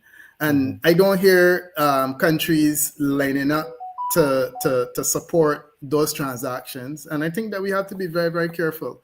So, it was Barack Obama that made that point that, he's a transactional leader and he's not ideological. And it has made it difficult to pin him in relation to any of these issues. And I would just say to Caribbean leaders, you need to be very, very careful when you're looking at these transactions, because some of them can be problematic long term. I think that by and large, the region has done well in relation to this issue. It clearly was a test. And I would like to close by again congratulating Prime Minister Mitchell on the way, Mitchell the second, I should say, and the first for not commenting, for the way in which he has played this ball, and he has demonstrated a certain level of maturity. I just hope that he doesn't blow up my comments by saying yes, because if he does so, that will be a step that will take us many, many, many years back in the region. But the process of getting to know so far has been one that I admire, and I think it is worthy of deserving of my respect, especially as someone who wasn't particularly a big fan initially. So that's so it looks like Prime Minister Mitchell has won over your admiration there, Peter.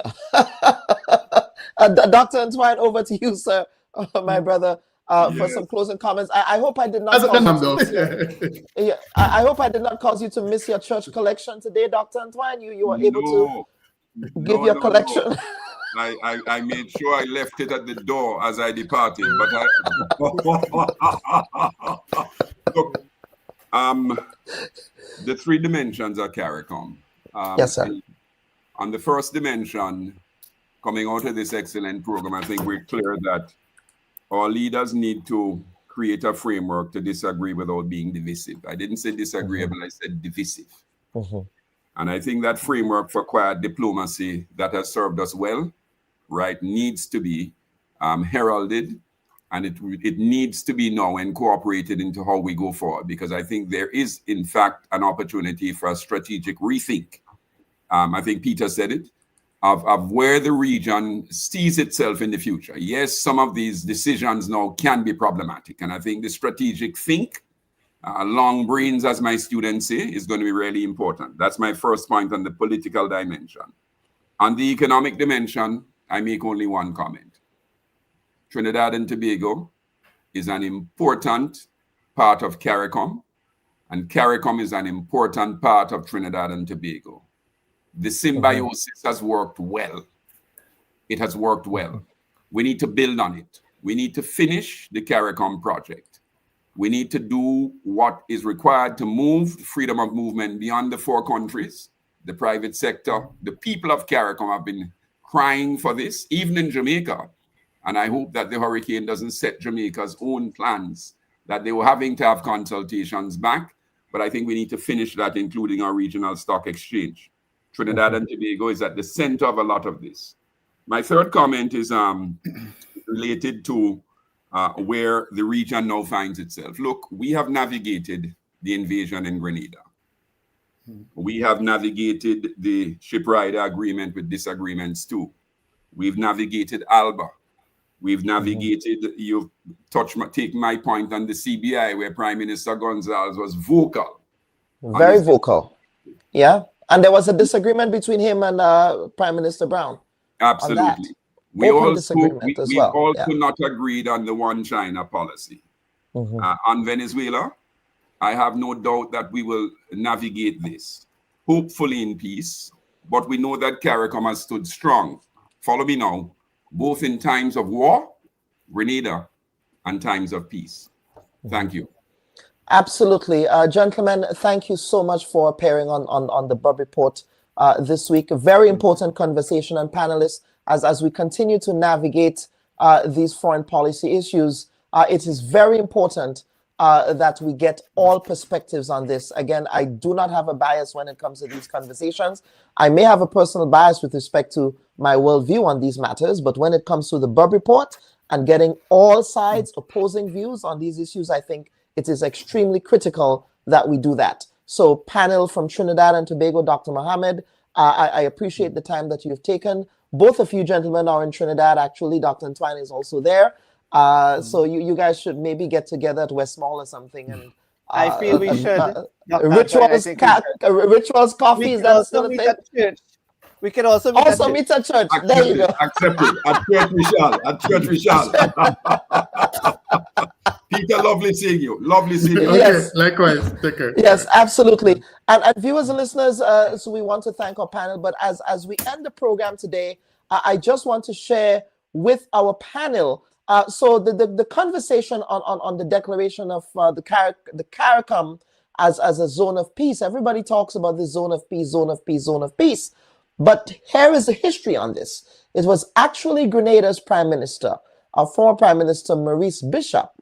He is the one that initially coined zone of peace, and history would record for those of you who may not be aware of this. And I will go ahead and share, of course, this editorial, this op-ed was written in the Starbreak News that was written by Ambassador David Commejean, who is Barbados's current ambassador to CARICOM. But this is what the declaration said. And of course, that declaration of a zone of peace was actually tabled before the Organization of American States meeting. So this is what Dr. Commejean says, Ambassador Commejean. He says, it would do us well to recall that a mere 7 months after Maurice Bishop's People's Revolutionary Government came to power in March 1979, Grenada attended the 9th regular session of the General Assembly of the OAS in La Paz, Bolivia, and secured the adoption by the OAS Resolution 456, decreeing the Caribbean as a zone of peace. Thus, in the operative part of the 1979 revolution that Grenada successfully piloted through the OAS, the General Assembly of the OAS, inclusive of the governments of the United States of America, resolved as follows. Again, inclusive of the United States of America. So the U.S. actually signed on to the declaration of the Caribbean as a zone of peace. And this is what Maurice Bishop, who was the head of government in Grenada at the time, said. 1, to express its deep concern over the heightening of tension in the Caribbean sub-region resulting from the recent increases in military activity in the Caribbean area. Folks, this was 1979. 2, to repudiate the concept of the region or any of its subregions as a sphere of influence for any power. 3, to stress its support for the principles of ideological pluralism and peaceful coexistence, which are essential to peace, stability, and development in the region. And 4, to call upon all states to recognize the region as a zone of peace and to devote all their efforts in appropriate regional and international forums to the advancement of this concept. And having established this solid international law foundation for the principle that the Caribbean must at all times be treated and respected as a zone of peace, Maurice Bishop then proceeded in the following years to further elucidate the specific elements of the definition of a Caribbean as a zone of peace. For example, on the 29th of June 1981 speech that he delivered in Grenada to CARICOM's then Standing Committee of Ministers of Foreign Affairs, he enunciated as follows, quote, "Some of the substantive requirements to be satisfied in order to have our Caribbean effectively become a zone of peace include the following: prohibition of nuclear weapons in the region, an end to all aggressive military maneuvers in the region, the decolonization of all our territories, and the establishment of a machinery to end all forms of aggression, including assassinations, mercenary invasions, propaganda interventions, and diplomatic and economic pressures," unquote. And then Ambassador Carmajan goes on to say, unfortunately, as we are all too well aware, Maurice Bishop, well, the great apostle of peace in the Caribbean, I'm not sure that he was a great apostle of peace in Grenada. Maurice Bishop might have thrown me in jail as a journalist from 1979 to 1983. Of course, free speech was dead in Grenada at the time. But unfortunately, Maurice Bishop himself became a casualty of some of the worst forms of violence and national subversion that we have ever witnessed in our region, and was assassinated in October 1983. But I think, folks, it is very important that we bring context and that we bring history back, that history would record that it was Grenada by way of its prime minister, former deceased prime minister Maurice Bishop, who really coined the terminology of the Caribbean as a zone of peace. So again, thank you all, audience, for participating in today's program. Regrettably, we could not get to your questions today. Again, this program on Sunday sometimes is just a one-man operation, and sometimes I honestly do not get the time to get to all of the comments. The comments were coming in hard and fast, so we do apologize for that. But certainly, we want to hear from you. Those of you on YouTube, there were close to 900 viewers today on YouTube. So please, over on YouTube, make sure that you are liking today's program. Please make sure that you're subscribing to the Bubb Reports page on YouTube. Of course, the algorithm will thank you for doing that, because it certainly gives us an opportunity to spread the word and to ensure that the Bubb Report can continue to do its really humble work here on Sunday. So on behalf of my producer, I am your humble host, Dr. Kellan Bubb, wishing everyone a pleasant week ahead. Take care. Bye-bye.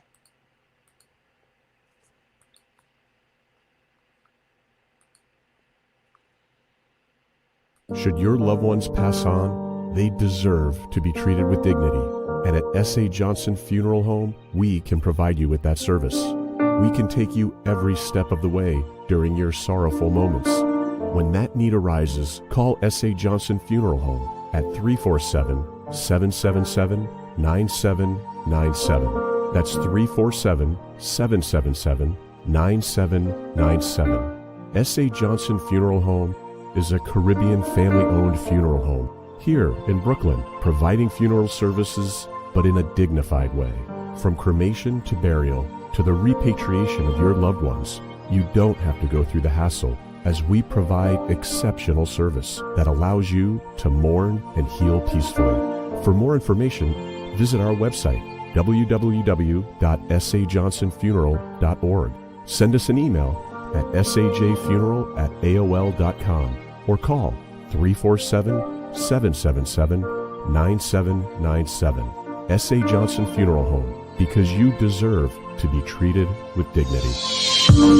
We seek the truth. Would you be handing your resignation to the Minister of Culture tomorrow, sir? No, I will not. The leader of the opposition, you have accused your government, sir, of using the Grenada Development Bank to facilitate the financing of personal loans for certain government ministers. The other side is in no position to talk about those issues, and I will leave it there. We discover new perspectives. You know his leadership style, and so many are saying, why are you coming now to talk about those issues? Now is the time to speak. You have the right to decide who will take over. And you met with Dr. Mitchell, and perhaps you might want to confirm what that meeting was about in your response. But Dr. Mitchell, like myself, are Grenadians. We ask the right questions. Why was there no report on the work done of the commission? And how is this new committee different from the commission that was initially established back in 2022? So who are these elements that are using you? I'm disappointed in my political leader.